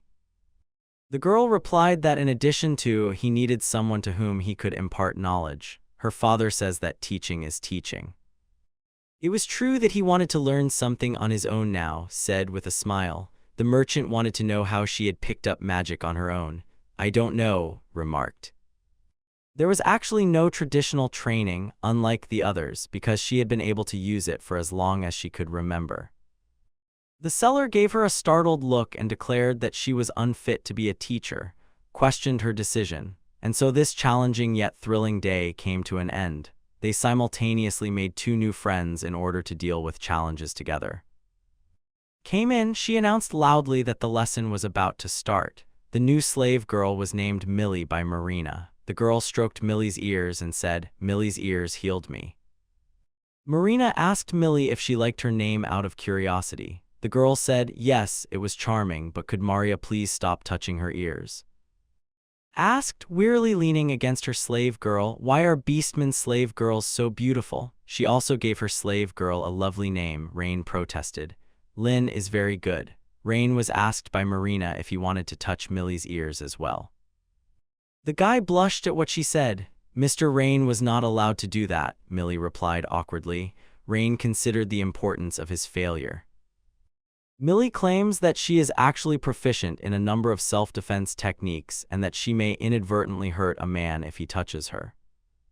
Karen stomped her foot and yelled loudly for everyone to stop talking. They are preventing them from beginning the lesson. Thought that was a good statement. Karen is an amazing individual. Karen grinned with pride. Startled, Rain questioned about what she had done to Karen and whether she had enchanted her. The girl replied to Rain that they had just made a promise to one another. Rain looked at Karen and asked what was talking about right now. In response, the girl cheerfully said that if she behaved quietly throughout the lesson, would give her money. Rain said just bought her off. Karen gave a shoulder pat and told him to keep quiet as well. With a sly smile, told Rain that this was the hero's own insight. Said now they can start the lesson and went back to her spot. They will now practice offering magical assistance. Wearing magic stones became the norm after she asked everyone to do so. Using her magic to lift a stone, explained, this is how they can control by means of magical power. The ability to control magical power will be the foundation for studying the provision of magical assistance. After holding the stone in his hands and explaining that it parasitizes animals and transforms them into monsters, Rain asked if everything would be all right, questioned if these were merely fairy tales. Holding the stone firmly in her hands, asserted that its official name is a demon core. Every living creature with magical powers has a core. Went on to say that this core had given them their powers back. This magical item has an amazing ability. If all magical power is completely depleted, the core will start to crystallize. This effect is irreversible, according to, in the end, crystallization covers the entire body and it is forgotten. Finding a source of even more potent magic is its sole objective. According to, that's what monsters are. For those who previously could not even imagine such a thing, this became a true discovery. So a human can become a monster? Inquired Rain, commended Rain for being able to orient herself in this circumstance. Asked if they had ever experienced magical power and what they were doing at the moment. Rain replied, yes. grinned and said that's what magical assistance is for. Described it as a type of physical activity while placing her hand on Karen's head. A touch is usually sufficient, but in an emergency, absorption through the mucous membrane is far more effective. But each person has a different amount of magical power, and too much of it can harm the core, added. In the worst case, destroy it.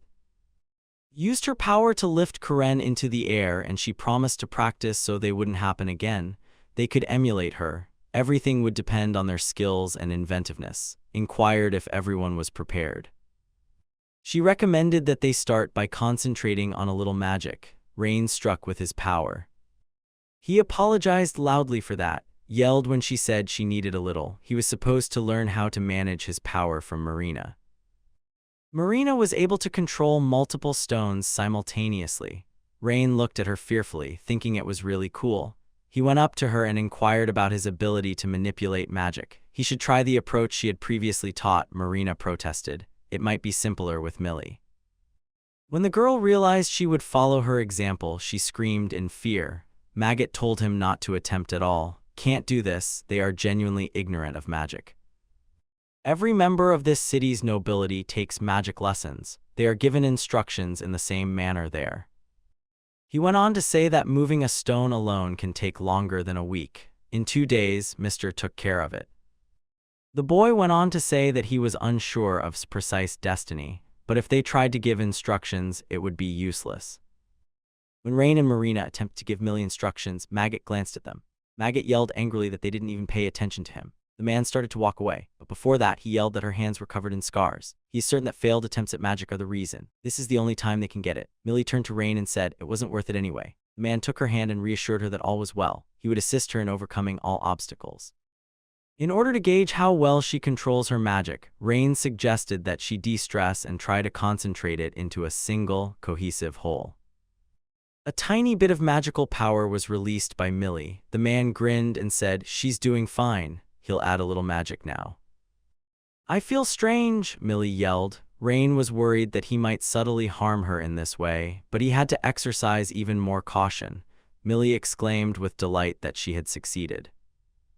Millie was holding a stone that shot skyward. Marina sat down in front of her and said, "Now she is fine." Rain smiled and said that she was the reason he grasped the idea. Maggot grinned menacingly and said he wasn't there.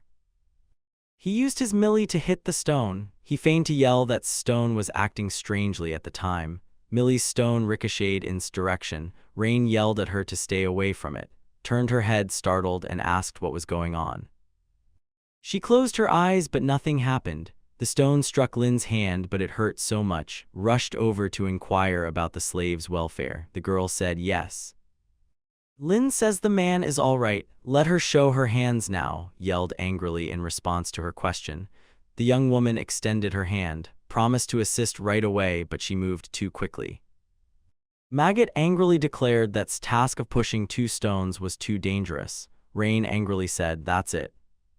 Aristocrats will do whatever it takes to avoid putting their heads in the ground." What did he mean? Maggot asked. He cautioned them. Maggot went on to say that alone is to blame. Teaching them is useless, he said.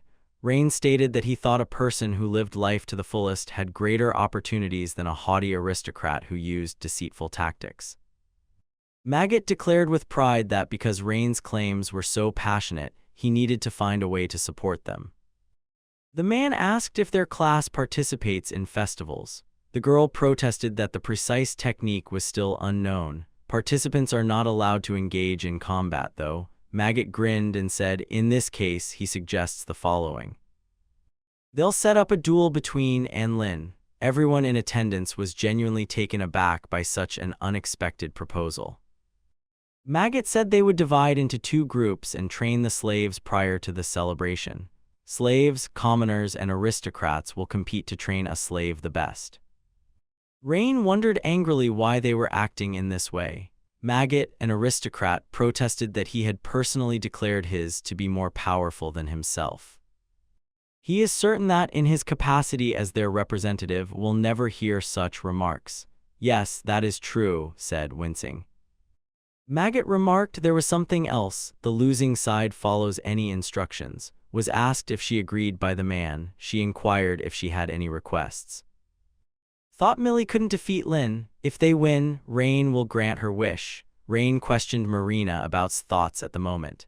The girl's response suggested that she was sorting through a complicated web of contradictions between her mind and desires. Rain awkwardly informed that they didn't have to fight in order to enjoy the festivals. "It's decided," yelled. "It's best to have fun after all." He'll consider how Rain can amuse him. Let them get ready for punishment because it's important to remember that losing is a possibility. He already thought he was the winner, said, glancing at Rain. With assurance, Rain declared that he would try to avoid that. Karen grinned widely when the bell rang. The lesson's conclusion was announced to the class by, allow them to practice using magic stones to hone their abilities. When asked if she truly behaved appropriately and quietly as they had previously agreed, Karen walked over to her and grinned. Claims that she most certainly forgot about it. The girl gave Karen and the dog a head rub, smiled and said they were doing well. They both behaved discreetly, and as she had promised, there would now be a reward. She gave the dog a piece of beef and Karen some cash. Karen grabbed by the clothes and pulled her down. The girl grabbed her belongings because she believed she was being made fun of, asked her angrily what she was doing. Karen kept tugging at the clothes. She yelled that she was a wretch, that she wanted meat, and that she had given a piece of meat. The man said clumsily that Karen would be able to eat when they got back because the dorm was full of meat. Millie yelled that Karen could purchase meat with the money she was given. Karen asked with delight if that was accurate. After Millie jerked in reaction to Karen's abrupt movement, Rain unintentionally touched his shoulder.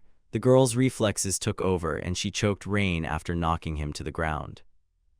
Karen said Millie had a lot of strength. If Lin were a man, Marina said, Millie would easily prevail in a fight. If Rain described this moment in more detail, he would be reincarnated into a different world.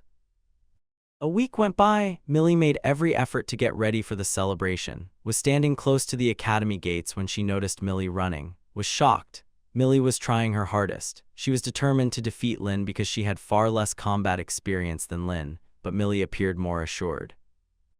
Millie reached Rain and Marina. She was having trouble breathing. The man smiled and said, she is doing a fantastic job.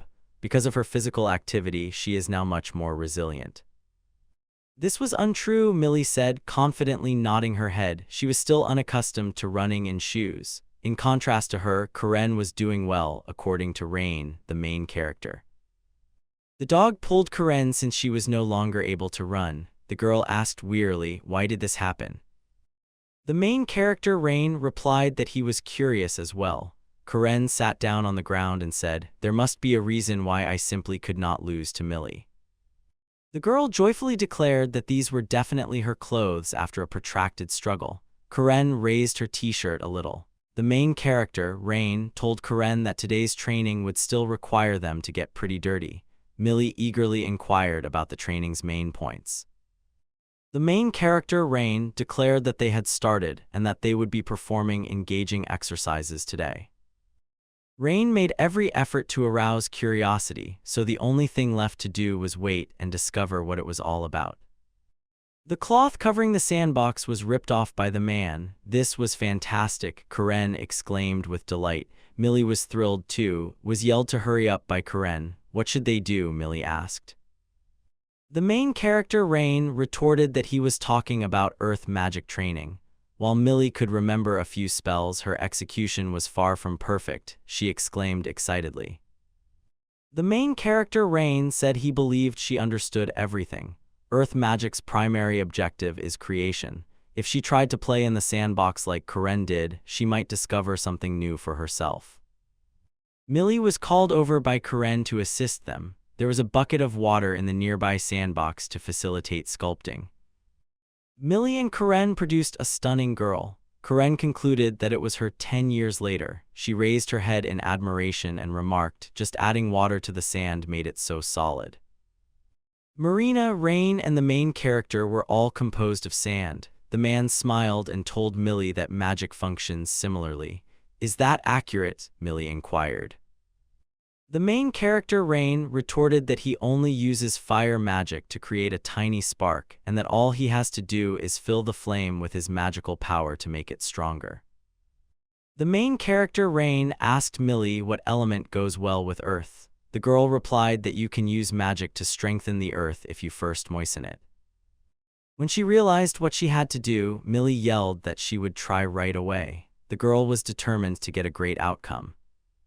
Millie put her hands on the sand and squatted. She focused and spoke, hoping that the empty dirt would hear her and transform into a mud golem. From the sand emerged a small monster. Millie was constantly in awe of her creation, her golem. Marina walked up to the little golem and remarked on how cute it was. Grinning, Karen took it by the hand and said, "It looks weak." The dog came over and struck the animal in the head. Rain, the main character, said that was sufficient. If you added more magic to it, it would get stronger. Millie expressed regret and said she asked for pardon. She had no choice but to do this. She received the items from Marina. She advised her to wear dragon golem gloves and tabi with rubber soles so that she might experience a noticeable improvement in her abilities. Rain inquired as to whether Marina had received them back. In response, she said that Karen's immaturity would soon result in their removal, was nearly hurt by Karen's jokes. Karen used a spike to secure her chair. Rain was taken aback by this behavior. Millie claimed that she couldn't afford such pricey items. She and Marina walked over to the bench. While Millie sat on it, Marina started putting the gloves and tabi on her. In addition to the fact that they contained an earth stone, she asserted that Millie would be able to conceal the wounds that were causing her so much pain. In training, Millie was asked if she would fight Karen by Rain, the main character. Karen started laughing as soon as she heard this. She yelled that she would not back down in battle, even though Millie had passed her in running. Karen yelled that if she rubbed the necklace she inherited from her grandfather, it would turn into a weapon. Abruptly, a massive hammer materialized in Karen's hands. Karen started assaulting Millie. Rain, the main character, yelled at her and was the first to let her use earth magic for self-defense. Millie sat down and put her hand on the ground. Karen raised the hammer and yelled that she would only get one gift. She hit Millie, but Karen covered her with the sand. Millie was staring at Karen. To call forth the golem, Rain yelled at her. Millie declared with assurance that she would do it. Let the powerful earth protect her. She calls forth a golem with earth's assistance. The golem appeared behind Millie. When Karen ran back toward Millie, she yelled, "Earth is just earth." Millie balled her fist and herself to repel Karen's assaults. Karen screamed loudly to get it. Millie yelled at the golem to charge. There was a loud explosion following and Karen's collision. When she heard the explosion, who was still standing close to the academy, cried out in fear. In an attempt to put an end to the altercation between the two girls, Rain stopped Karen and Marina stopped the golem. Rain, the main character, said that was sufficient. "Why did you stop me?" Karen yelled at the man. The main character, Rain, replied that it was a training fight. They didn't require any injuries. Since they had already made great strides in this direction, they would carry out their plan. Millie claimed that she lacked confidence. If that was the case, Rain said she could fight him. The main character, Rain, grinned broadly and clenched his fist. Millie yelled that this was not possible, tears welling up in her eyes. Her demise was unavoidable. Rain, the main character, looked at the dog and said they had no other opponents unless Millie understood his point of view and decisively refused. They were approached by a man covered in bandages. He inquired as to his suitability for combat. The main character, Rain, questioned the identity of the suspicious man. Millie gave Rain a terrified glance. The man grinned broadly and identified himself as Lynn's father and Griffin Bull, the third Archduke's teacher. At this realization, Rain, the main character, and Millie both sighed in disbelief. The man took a mop and remarked that Lynn was just as skilled with a spear as he was. He believed that they would gain from such sparring. "They do not need to be shy," the man finally said, turning to face Rain. In general, he has no trouble keeping his master company. Swinging a sword, Marina walked over to Rain. The main character, Rain, was holding the sword in front of him. The man asserted that he was aware of Rain's potential. He might not hold back in combat. The main character, Rain, boldly declared that if he got his permission, he would fight hard in this circumstance. The main character, Rain, launched an attack right away, but the man skillfully it. The main character, Rain, attempted another attack, but the man his powerful blow. With a smile, the man grabbed the sword and yelled that it was his turn. Rain had the chance to dodge, and he did. He persisted in his claim that in this case the distance had to be increased. Arrived and put an end to the argument. She did this by grabbing the mop that the teacher had used to combat Rain. She gave him a fierce glance. Used all of her strength to strike him in the face, which was sufficient to send him flying. She yelled angrily when he told her at the front door that she had been waiting for him for a very long time. The man croaked, "I woke up too late," questioned Rain and Marina about his interference. Curious, the man asked, "Who am I?" The teacher stood up, grinned, and introduced himself as the man rubbed the area of impact on his face, he would undoubtedly be his husband. He was a hero, but started beating him and yelling that she would never consent to this. Ultimately, declared his love for her. The main character, Rain, and Marina cast scared glances at them. The main character, Rain, was taken aback to discover that he was a hero and reached the place of worship. As he settled into the chair, a skeleton appeared beside him, was standing close to the desk dedicated to religion. It had been a while since they had seen each other. Told one of the 7 heroes, Cloud is the strongest necromancer and the immortal king, caught the man's attention. He thanked God for his health, inquired as to whether he recognized the importance of going to the academy. Religious stated that he came here because of the festival. He had somewhat strayed from the original plan. According to Lin, ought to be the hero's servant.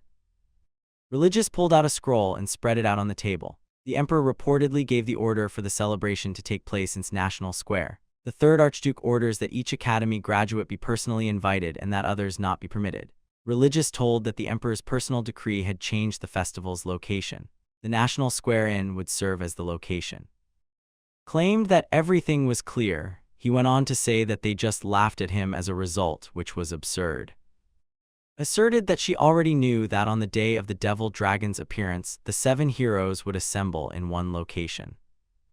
The festival day finally arrived. To see the performance, everyone flocked to the arena. The Academy of Magic's main event was about to start. The host yelled. He halted and yelled that the slave conflict was about to start.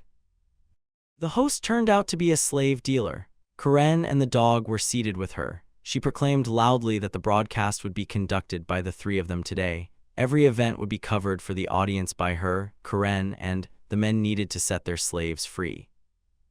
When Millie, the main heroine, Rain, Marina, and arrived and were on the opposite side of the arena, claims that the heroes themselves selected who had a lot of potential. Millie is her name. She went on to say that was the strongest slave in history, having grown up with the family. Yelled loudly that the struggle between the commoners and the aristocracy was about the honor of the families. She inquired about today's winner from the audience. Food was more appealing to and Karen than the show. They were also aristocrats, according to Rain, the protagonist. The main character, Rain, questioned Marina about how everything came to be. The girl turned to face and said it's because lost to her desires. Marina shouldn't talk about this right now, yelled angrily, walked up to them and told them to relax. They ought to show consideration and abstain from fighting. It is the slaves who engage in combat, not them, with their foreheads pressed together and Marina themselves for combat. Put his hand on shoulder and said that the family had nothing to do with this. He went on to say that someone was probably speculating behind the scenes, but they were keeping things from going as planned. This battle was witnessed by the heroes. These were the stunning Duchess, the oldest daughter of the Grand Duke Jade, and the maiden. That is heir, remarked, glancing at Rain. He appears frail. What has your family been doing these days? Yelled at as she walked up to them. Yelled at him angrily. He dared not speak to her father in such a manner. The girl angrily continued, he says this to her father who has never been dishonest, but it would be fine if he addressed Jade, whose intentions are always dirty and treacherous. Reluctantly told that she held a slightly different view. In actuality, Jade consistently conveys a powerful false impression. Jade asked sorrowfully what he had done to them because that was how they treated him. Jade got up from his chair and remarked, the problem is that he used the power of lies. He inquired as to whether the decree had been signed to guarantee the tournament's safety. Raising his hand, Jade yelled for the barrier of contradictions to come down. Everyone in the field was astounded by the brilliant light that filled the space. Claims that this barrier was also utilized in the pivotal conflict with the dragon. Jade said that none of the onlookers would be harmed, grinning broadly. They were impervious to even external assaults. "Everything is ready," yelled. Jade sat down in his chair and said, "Now they can enjoy the performance." An enthusiastic religious realized that his worries had been unfounded. "If nothing happened, that would be better," yelled. "I declare the slave battle open." Millie leaped back to keep from hitting her. After giving her a close inspection, reassured her she had no intention of prolonging this conflict. Threatened to kill Millie with a single blow after drawing her spear. The girl started running toward Millie in an attempt to assault her. Yelled that would put an end to everything with a single blow. Would the battle end here? Millie and were already only a few centimeters apart. Struck her in the stomach with great force. Millie was flung back a few meters. When realized that had hit her squarely, she cried out in fear. She had really made up her mind to put an end to everything right away. Let out a loud cry. She dropped to her knees, clutching her chest. She was shocked and wanted to know what had happened. Millie landed well and exuded enthusiasm, questioned about what had happened and why she was on her knees. The girl remembered that Millie had retaliated against her during the assault. It was an exact move. Millie delivered the blow after reading it.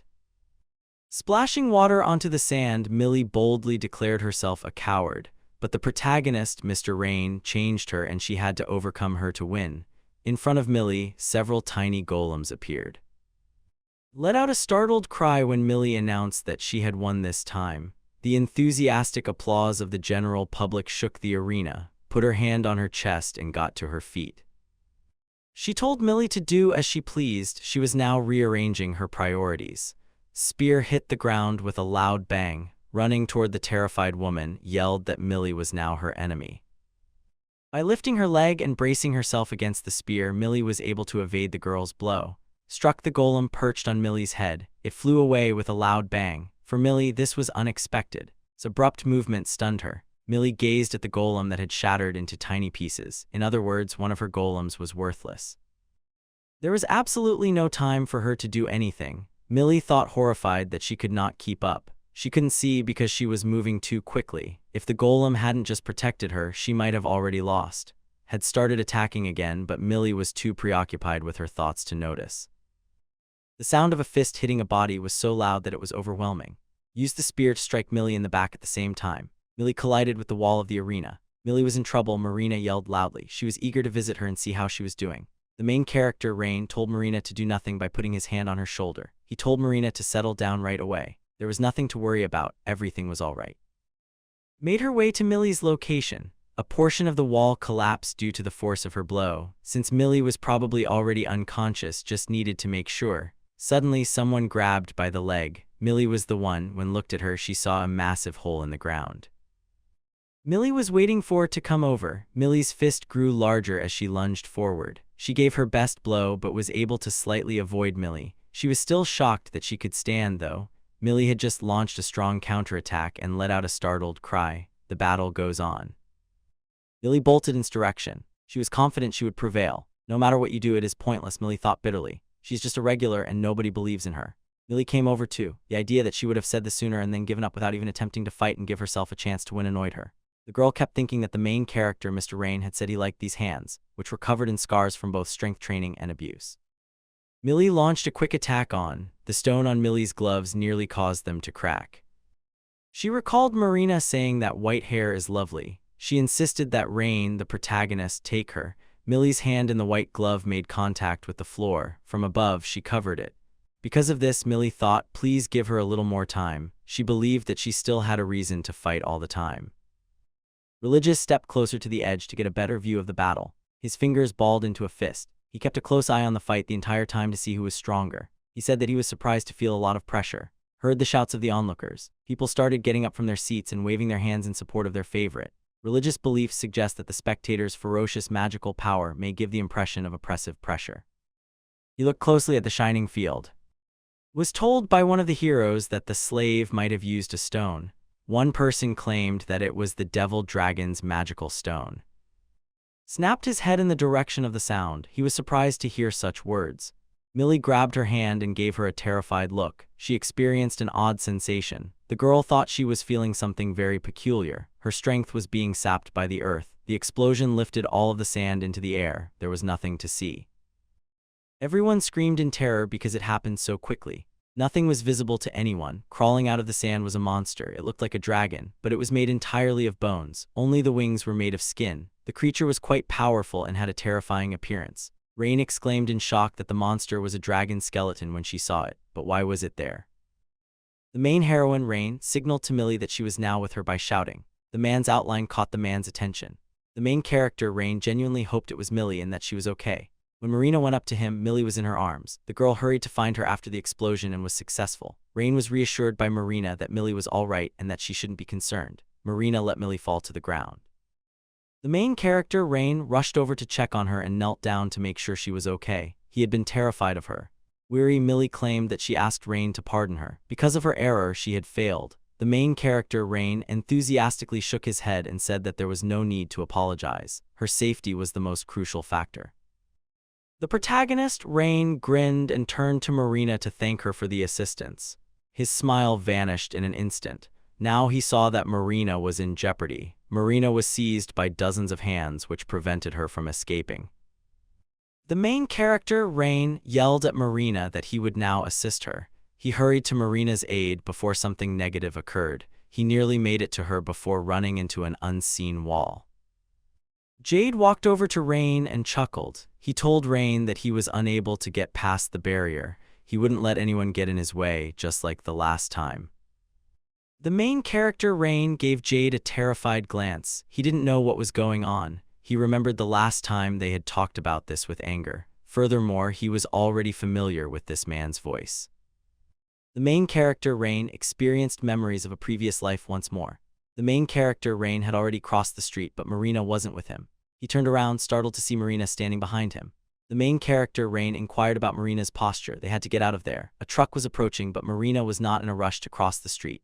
The main character, Rain, waited for her to move. Marina sobbed as she expressed her incapacity to comprehend the current circumstances. She had completely lost control of her body and was standing still. Behind Marina's back, Rain saw something odd. Marina found herself stuck in the shadows. When Rain, the main character, extended a hand to the girl, he considered the type of person standing behind her. It was Jade, who grinned widely and laughed. Jade was thrilled with his accomplishment and relished the young girl who had turned into just another target for him. Jade gave Marina another hug. He declared with joy that he had acquired the dragon core at last. It had grown even more than anticipated. Marina was unconscious at the moment. Rain, the protagonist, started to hit the shield. Cracks appeared as he struck as hard as he could. The main character, Rain, yelled at him to release Marina and remove his hands from her. Rain, the main character, used all of his magic in the attack, causing the protective barrier to collapse. The man entered the arena. Jade angrily remarked it seemed he would not stop until he got rid of him. He started to approach Rain to start the battle for Marina. He was unable to lose.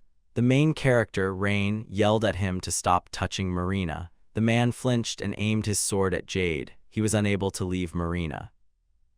Rain has to protect her. The main character, Rain, nearly hit Jade in the neck with the sword, but Marina's hand stopped him. She was placed on the man's shoulder. After apologizing to Rain, the girl discarded the sword. She touched Jade's hat and told Rain that something would go wrong if Jade passed away. She doesn't want these issues, so she will defend him. Marina created a black sphere and yelled, "This is a spell of gravitational threads." She remained perched on Jade's shoulder.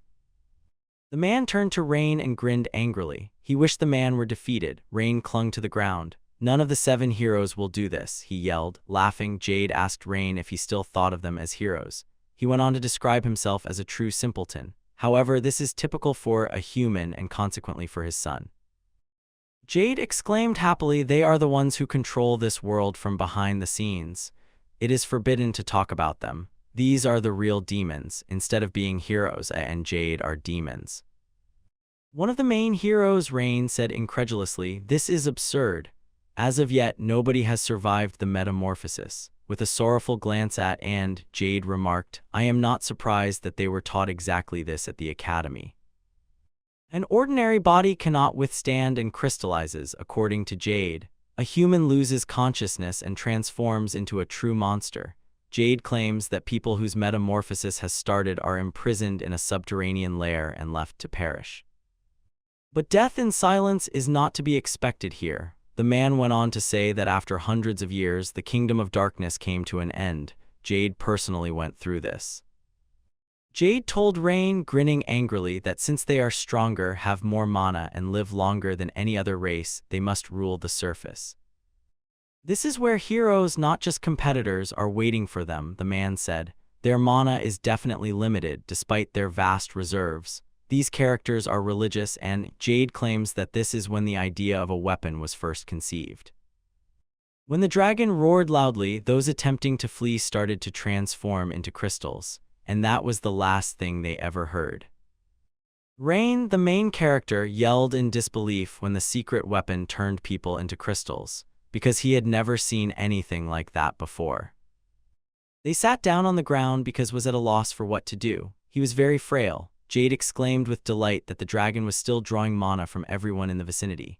Until the dragon core bearer was compelled to turn, the heroes kept losing strength, carrying out 2 tasks concurrently. But ultimately the man went on, it proved to be a failure. The king's core proved to be too frail. Naturally, Marina was still unconscious and did not comprehend what was going on.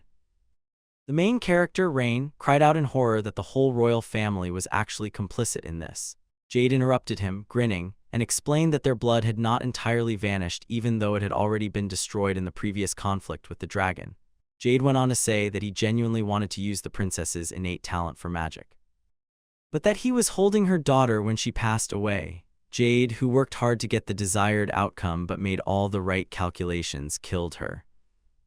Jade claims that in order to avoid repeating the same error, he sewed the princess's core into her daughter. All he could do was wait for her to mature and enter a different world. This child turned out to be Marina. Jade asserted that Rain's meddling ruined their entire scheme, but who could have imagined that she would be able to function without him? The main character, Rain, declared angrily that he had Marina happiness for no reason. What he heard simply infuriated the man. He was able to resist the attraction and reach for his sword. Jade was told to back off and let them handle the rest. He claimed that after they looked at, they would soon be unable to control him. Then Jade turned and said he was leaving. The main character, Rain, yelled and leaped to his feet, refusing to let him go. With a fierce smile, Jade turned to confront whoever had chosen to fight him. Used her sword to block Rain's blow. The man made the decision to confront Rain head-on. Raising his sword, he made the decision to strike the young man. The main character, Rain, ducked and was adamant that his movements were exactly like his father's. The main character, Rain, charged at Tai and started hitting him. Then this was it, he thought furiously, placed her hand in front of Rain's face and performed fire magic. Rain assumed they would fight with swords only, so he was totally unprepared for the massive pillar of flame that struck him. Rain burned all the way. Fearfully thinking it was just a regular flame, he fell to the ground. How can a spell at the beginner level have such power? He erred. After giving him a quick glance, told him that he should go to bed so he wouldn't bother them anymore. "Son of, may you rest in peace." The man started to walk away from Rain. Rain attempted to seize, but he had already left. Before he passed out, his final thought was that he could still break free from their hold on Marina. The main character, Rain, discovered he was in his room when he opened his eyes. He lay on the bed, covered in bandages. He was sleeping next to Millie and Karen, who had been observing him the entire time. The main character, Rain, smiled as he observed them. They were adorable. He patted Karen's head and she started to wake. She glanced at Rain and stood up. When he finally woke up, Karen let out a happy cry. Her cry woke Millie. She gave Rain a terrified glance as she hurried to the door. The girl, who was also quite concerned, yelled that she would call May right away.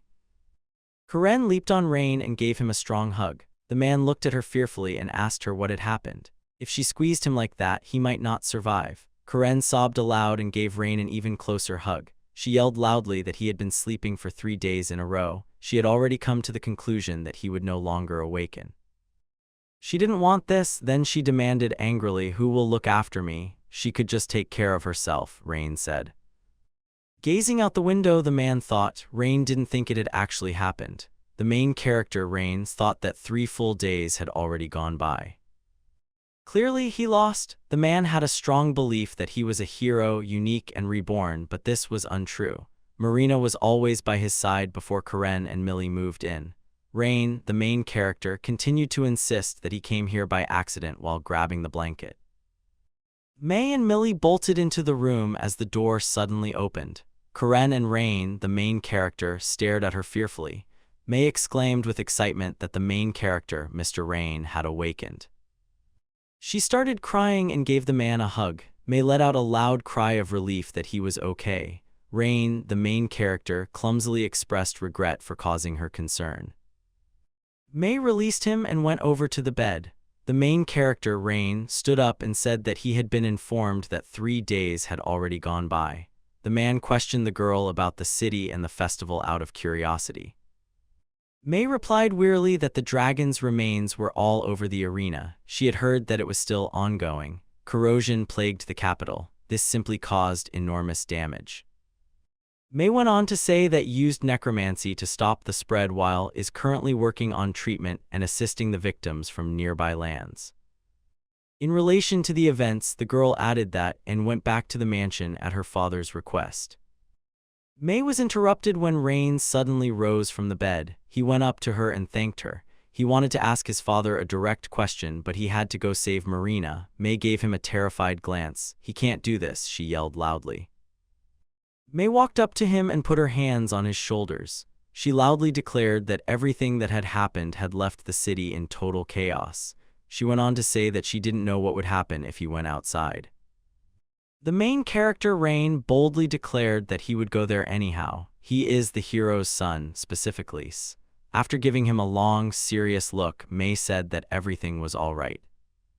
Before looking for Marina, she dressed him so he could go outside and regain his strength. Rain, the main character, went to May dressed. He reluctantly admitted that they belonged to his father after closely inspecting them. He was dressed in armor and a cloak. They told Rain, grinning broadly, that she had hemmed them specifically to fit him. The armor was a crucial piece of equipment in the pivotal battle, despite its slight wear. Rain was approached by Millie, Karen, and the dog. They were all set to go, Karen said, grinning broadly. Rain asked them to speak with her. Rain gave Karen and Millie a head pat. The 2 girls grinned broadly. They thought Rain's actions were amazing. Rain, the main character, thanked them with a big smile but told them they would have to stay at home because it was too risky. May, Millie, and Karen went outside to see Rain go. Karen waved her hand at Rain and yelled for him to come back right away. The protagonist, Rain, waved back and declared loudly that he would return shortly, but with Marina. The protagonist, Rain, strolled a short distance. When they saw him, a number of men threw stones at him, striking him squarely in the head. Rain cried out in agony. The blow caught him off guard. One of the guys asked Rain where he was going to go next and if the traitor would leave out of rage. Karen rushed at the men who had insulted Rain when she saw this. She yelled in rage that they would regret their actions and that she would set everything up for them. Rain, the main character, spoke loudly to stop her. Despite not anticipating that Rain would tell her to stay, the girl listened to him. Rain smiled at her and consoled her. Karen sobbed as she gazed at him. Millie gave her a worried glance. The students at the academy started hurling stones at. They yelled, "He is not a hero. It was all a lie. He will once more spend time with the demon. He must get out of the city." The main character, Rain, pulled up his hood to shield his head from harm. On the day of the pivotal battle, May told Millie and Karen that she had also seen the master. "Let's discuss religion." As they listened to May, Millie and Karen sobbed. May grinned broadly as she accepted the residents' words of encouragement and hope, remembering the times religious and were sent to battle. May declared that he and his allies would be heading to the battlefield. May lamented, no one could have imagined that the next hero, who inherited his father's will and ambitions, would be escorted with shouts of betrayal, throwing stones at him. The main character, Rain, said that Marina would be waiting for him as he looked ahead. He would definitely save her. Rain was certain he would prevail. He refused to let Marina suffer. It was raining down a dimly lit hallway. The monsters inside these walls had to be continuously destroyed by the man. There was no end to them. he said angrily as they continued to arrive. Rain, the main hero, vanquished an evil monster that was entirely covered in crystals. Dozens more monster eyes targeted him in an attempt to murder Rain. Rain studied the monsters that started to encircle him. The man sensed a monster coming at him from behind. The main character, Rain, abruptly turned around and yelled that he was calling forth a magic blade. The monster was successfully sliced in half by Rain, the main character, using a lightning cutter. He thought wearily that mana was flowing out more than he had anticipated. He might lose a real battle in this circumstance. The main character, Rain, kept thinking that gave him this pendant because he anticipated something similar. Before the fight with the demons, Rain, the main character, decided to speak with because he could be of great assistance. It started to rain, asked him, startled, why he was here. He was genuinely surprised to see Rain in the city. The man replied that he would undoubtedly save Marina. Stated that he was reluctant to save Marina in this manner and that careful consideration was required. There are countless monsters in the underground dungeons, according to converted humans are among them. Furthermore, each of them is powerful in their own unique way, with some of them operating at entirely different levels. Went on to say that it would be a grave error to allow someone without actual experience inside. Rain yelled angrily that he had to save Marina, who was waiting for him and urgently needed assistance. Asserted that he was speaking like his well-known father. He will then give it to him. He needs to use it when it matters most. Rain inquired about what he had done and how he could assist him. Walked over to Rain and put his hand on his shoulder. He declared, magic is sealed in it. Its ability to teleport up to 7 people simultaneously is very helpful. Went on to say that if they broke it, they would wind up here at the entrance. He also wanted to offer some guidance. The man looked directly into Rain's eyes to pay close attention. Rain should consider coming back alive, suggested. That is his primary objective. Rain peered at the sand-covered arena. He reassured that everything would be all right and that there was nothing to be concerned about. Claimed that this was the response of a real hero's son. Then Rain, the main character, stepped into the monster-filled, dim hallway. Rain, the main character, thought there was nothing good about this and leaned against the wall. His shoulder was struck by a bullet. The man came to the conclusion that it would be too late if he stopped. He thought wearily that there were demons. Even with common monsters, he had a lot of issues. If he kept moving at this rate, he wouldn't have enough mana or endurance to accomplish the goal. It started to rain in a big hall. He looked around fearfully and exclaimed that the path was clear. He could sleep here. He was too exhausted already. Rain came upon a throne made of crystal. Sitting on it was, with a disdainful glance at the man, she declared that he had finally shown up. She had been waiting a long time for him. The young woman leaped from her throne. She was so small that she nearly fell, swayed clumsily from side to side. Her reputation suffered as a result. She called Rain a fool and gave him a proud look. She wants to murder him. Walked over to Rain, clutching her growling stomach. She pitifully remarked, I am so tired of waiting for him, that she made the decision to murder a number of the monsters in these dungeons. She went on to say that she was extremely hungry as a result of the battle. Rain gave her a terrified glance. She didn't appear to be a demon capable of murdering him. Rain, the protagonist, observed moaning from hunger. He thought he sensed that this had already occurred. This was similar to the scene where Karen asks him or someone else for food. The protagonist, Rain, removed 2 chicken legs from his backpack. He wanted to know his opinion on a snack. The girl gladly took the food and started eating it right away. The main character, Rain, was startled to see how much she resembled Karen. Happily kept chewing the meat.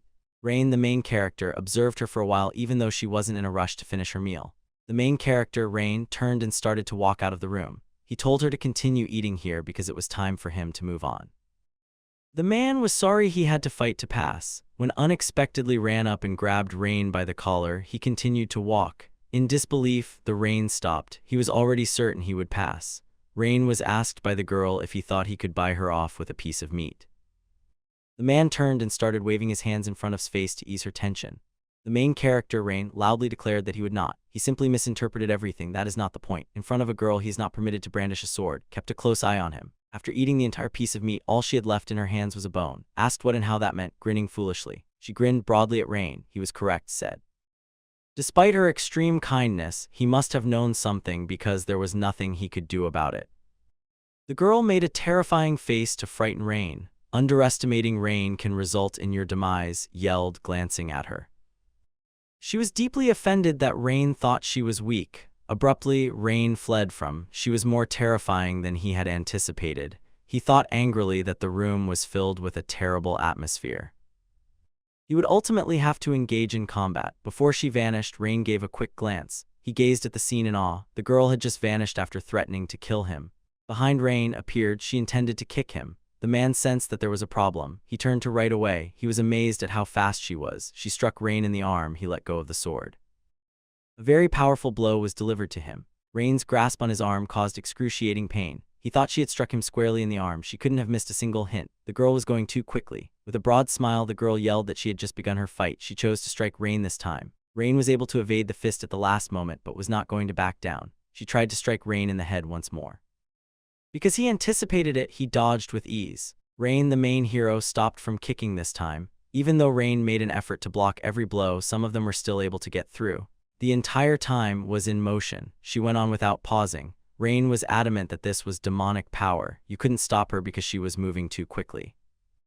Delivered the blow with all of her strength. However, Rain had no time to brace because he had not anticipated the blow. The chest was struck by the rain. He was just knocked down because it was too powerful. He took off for a few meters.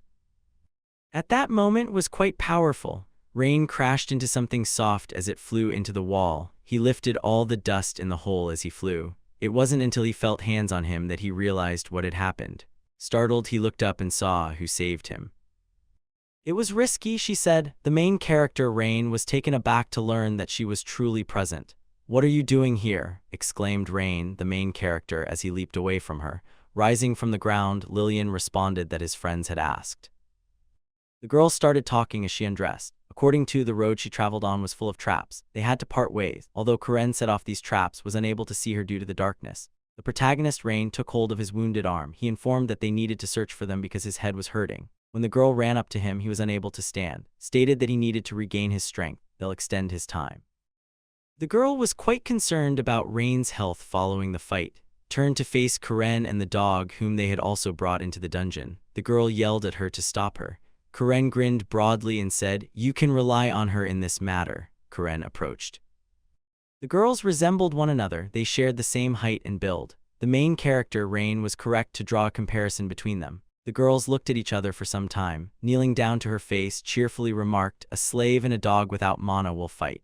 "Are they serious?" she questioned haughtily. Gave Karen a closer look and a big smile.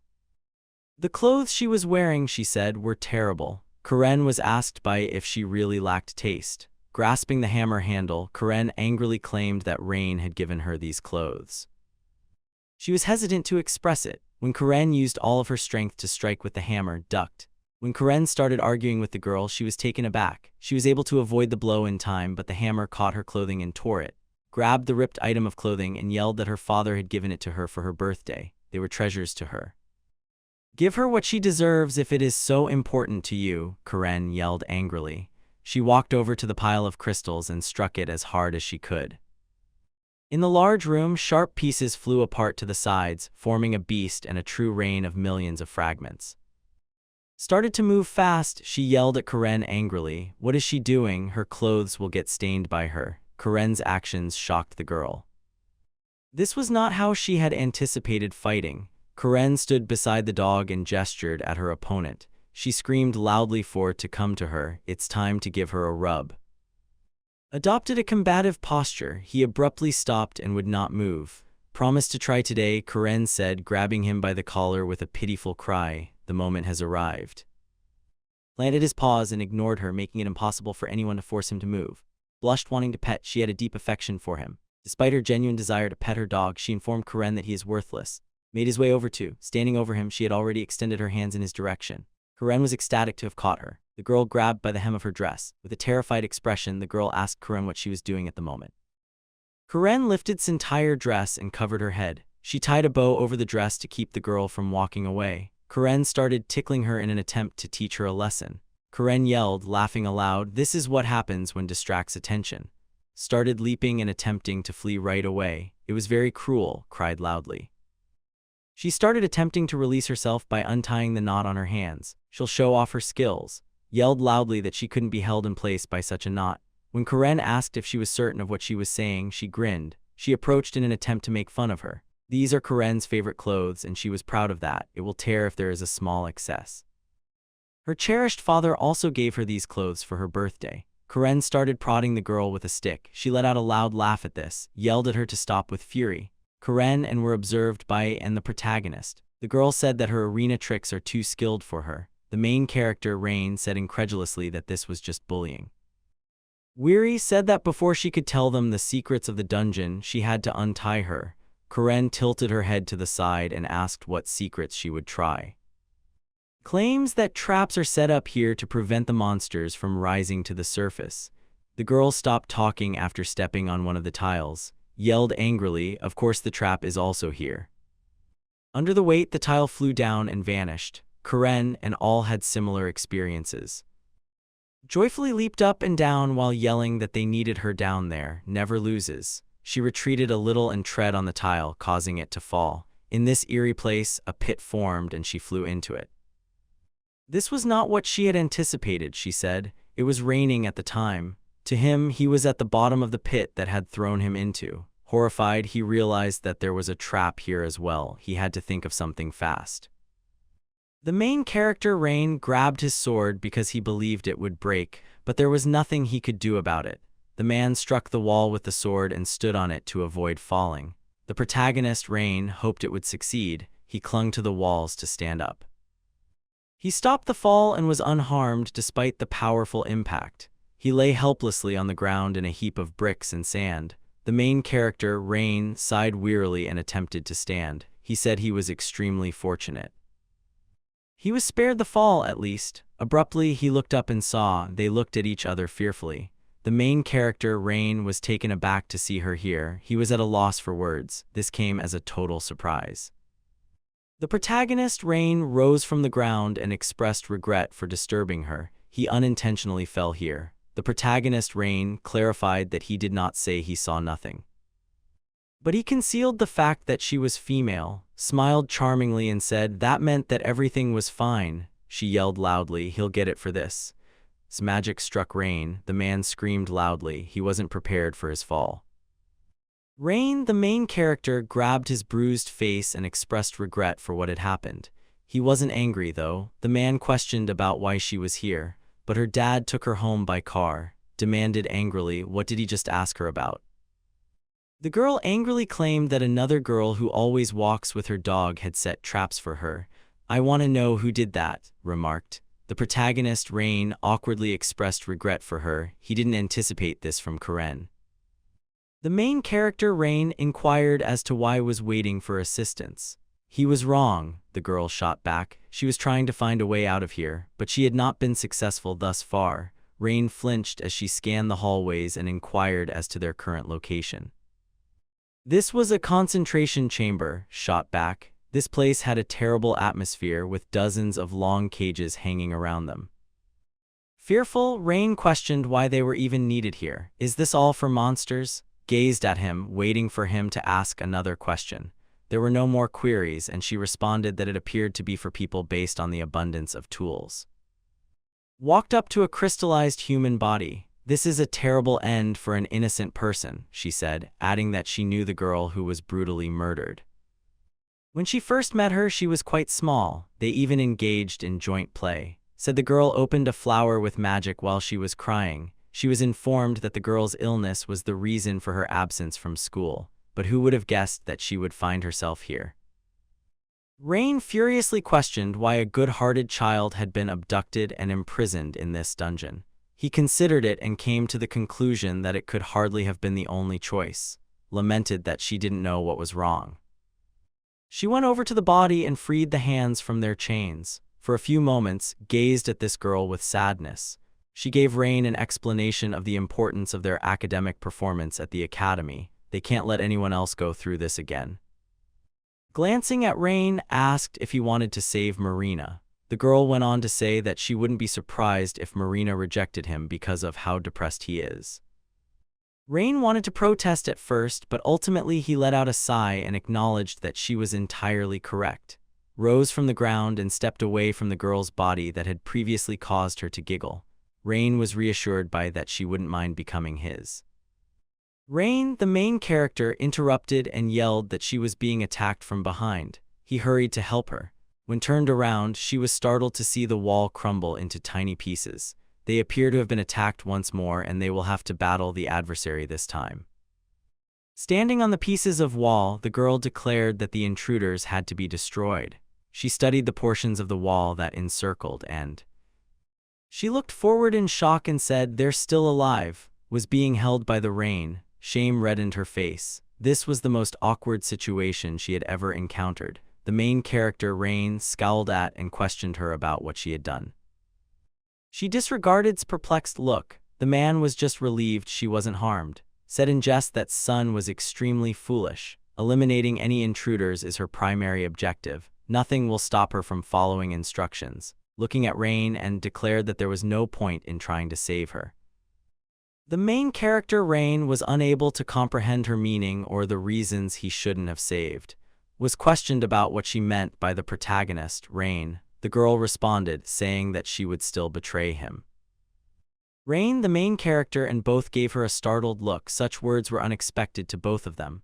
"Why would I betray Rain?" sobbed angrily. "She won't act in that manner." The main character, Rain, genuinely thought was telling the truth. He didn't anticipate her cruelty. Protested that she is enslaved by one of the noble families.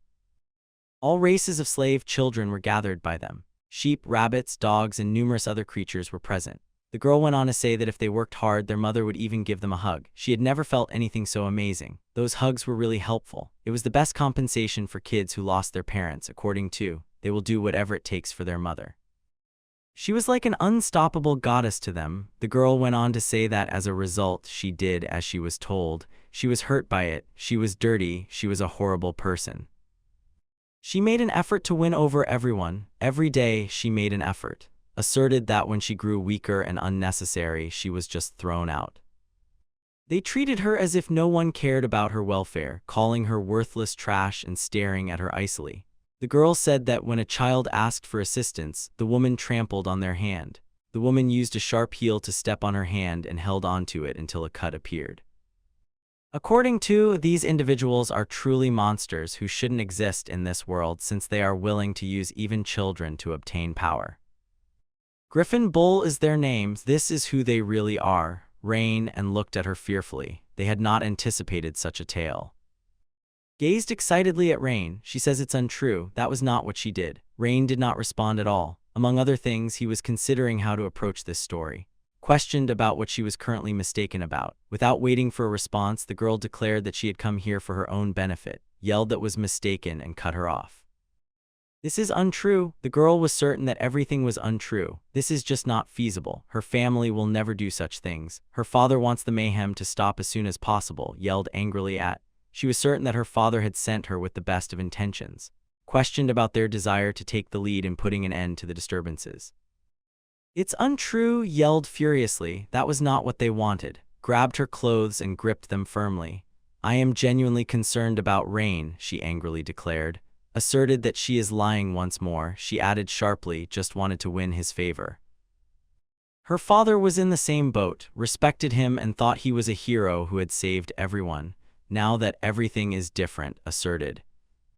That was banished from the capital to the outskirts after her father kissed the demon's shoes in order to obtain the highest title. For prestige, his father actually kissed Jade's shoes. He thought this would be the best choice for his family. He met Jade in the deserted city and granted her requests. "Now I understand everything," said Rain, cast a horrified glance ahead. She didn't believe her father could do that. She thought he was a decent man. Rain held out his hand too. "Is not like that," he assured. Rain's genuine belief was evident from his expression. Rain informed that had given up a lot to pretend to be her son in order to avoid embarrassing her father. Despite everyone's constant observation of her, never once imagined that she could be a girl. The main character, Rain, went on to say that continued to shield him every day. She is her family's hero. "Don't," said, casting an incredulous glance at Rain. Rain yelled loudly, "I have fought alone all my life." She has to refrain from comparing herself to her dad. Lowered her eyes to the floor and folded her arms. She felt that Rain, the protagonist, had misrepresented her. The main hero, Rain, stopped when let out a loud cry. She approached him and gave him a strong hug. She was sincerely appreciative of his words. He was a genuinely good man. This is exactly how he sees her, said, pressing her face against his neck while crying.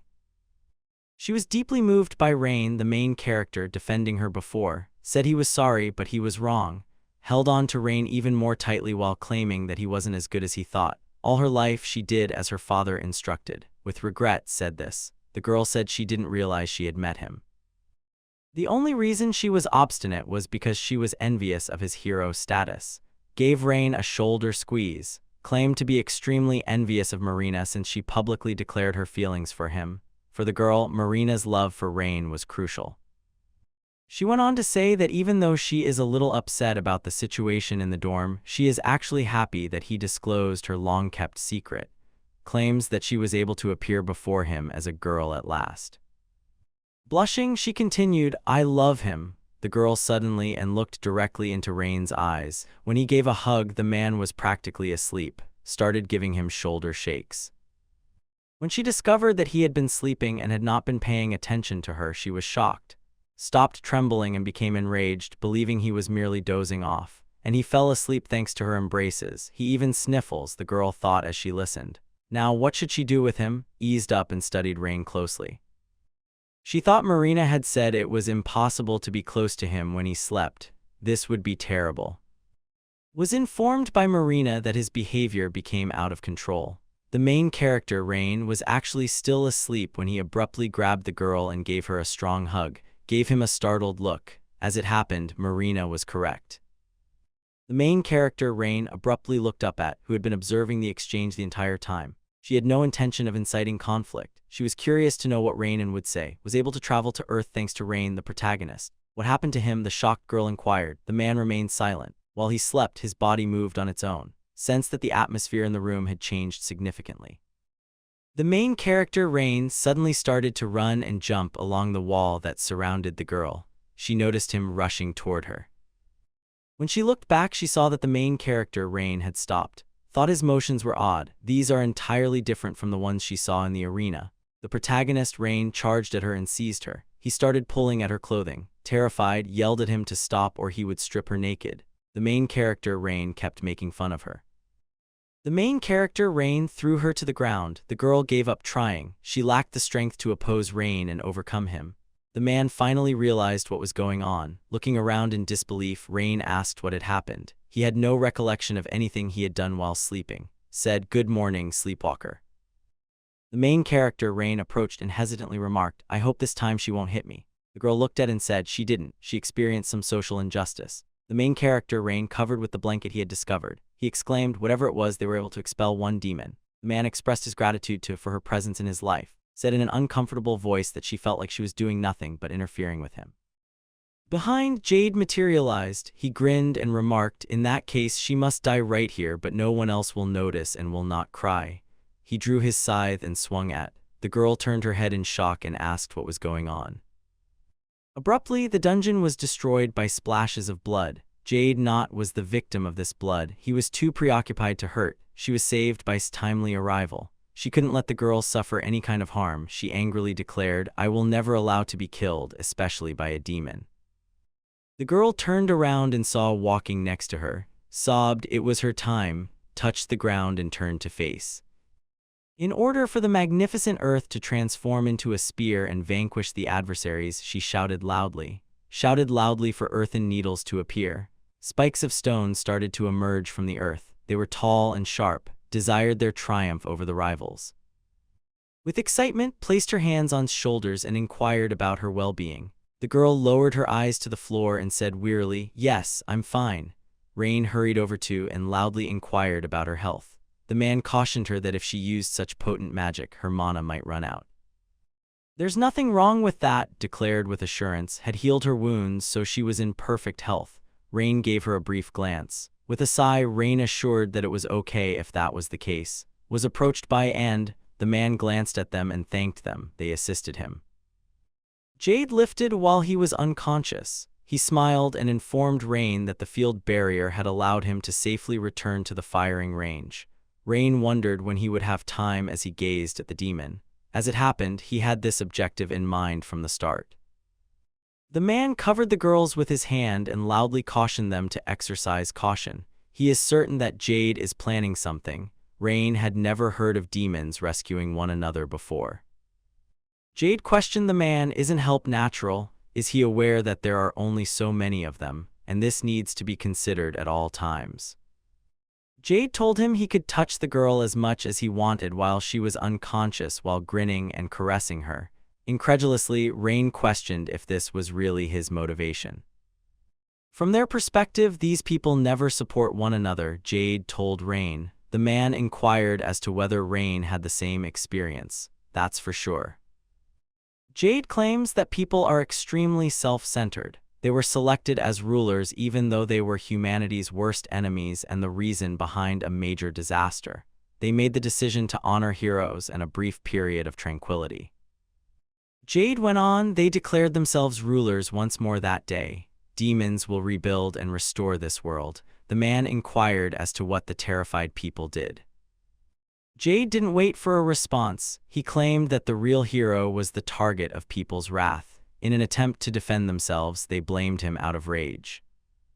Before the strong, the weak grovel. This is the essence of people, Jade continued. Rather than rebel against the enemy, they would prefer to attack their neighbor. Who would have thought that a single phrase would affect people so profoundly? The hero tricked us. Jade turned to face the newcomer. It turned out to be, he did a great job, the demon said with a smile. Appeared to be in this location as well, and everyone gazed at her in awe. What is he doing here? Asked Rain angrily. Jade asserted that they were able to draw attention because of him. Unsure of how to react to the demon's words, just stared at the ground. Questioned the man about what he had done. Screamed loudly that Mr. was mistaken about everything. He just overheard Mr. Jade's pre-ceremonial talk. Claims that Jade talked about how the Great Calamity Caddy would reappear and wipe out the Great Dukes. He made the decision to part ways with Mr. Went on to say that this is why he followed Mr. Jade's plan for the occasion. He handed out pamphlets asserting that the heroes were traitors. The main character, Rain, yelled angrily that Jade was lying to people. He is unworthy of trust. Told Rain to stop talking because he is a traitor. He is the one deceiving Mr. Wanted to know what he was doing. None of this would have occurred if he hadn't been present. It's true, the man said, grinning. The hero's son is solely to blame. He removed his cherished. Following the demon, the man reiterated that Rain, the main hero, had stolen Mr. from him. His body was filled with crystals released by Jade. Jade questioned who had to make up for the transgression. Atonement was due, became a massive monster. It appears he enjoyed his gift, Jade remarked with a big smile. The man went on to say that he is now a chimera rather than a human. Jade picked up the girl with ease and started walking away. It was time for them to leave, but he apologized before doing so. He abruptly stopped and joyfully said, without a doubt. Jade told Rain that he has a special gift for him. The man did not move. It's a barrier, exclaimed Rain in disbelief. Jade smiled broadly. The man stated that it would be better if he did not touch it. He should carefully weigh his options before pursuing them because the barrier has the potential to draw out mana. A monster appeared behind and Jade questioned Rain about whether he could let his little friends be torn apart or if he would kill to save them. Rain started attempting to breach the barrier. He yelled that he would now assist his friends, reassured him that he must preserve his strength in order to save Marina. The girl told Rain to let her handle the enemy after glancing at the monster. Was her friend, after all. She moved to meet his vacant gaze. I am one of the great dukes, angrily declared. She had to punish him. She will relieve him of the suffering the demon inflicted on him as a friend. The monster thanked Mr. for this, and after learning about it, he became ravenous for murder. This was probably the most sensible thing to do in this circumstance. Dodged the larva's blow, raising his fist, he conveyed his displeasure at her absence, leaped to her feet and struck the creature with her spear. The larva fell to the ground due to the girl's strength, looked at and she yelled at them to start acting right away. Standing side by side and raised their hands, yelled that she called forth a cutting vacuum blade, suggested that she pierce the enemy with the strongest sand spear. The magical mixture was referred to as a sandstorm. The monster was surrounded by a hurricane of sand. leaped back and positioned herself beside the girls. "Everything went perfectly," exclaimed with delight. "No one can go through that and still be alive," according to.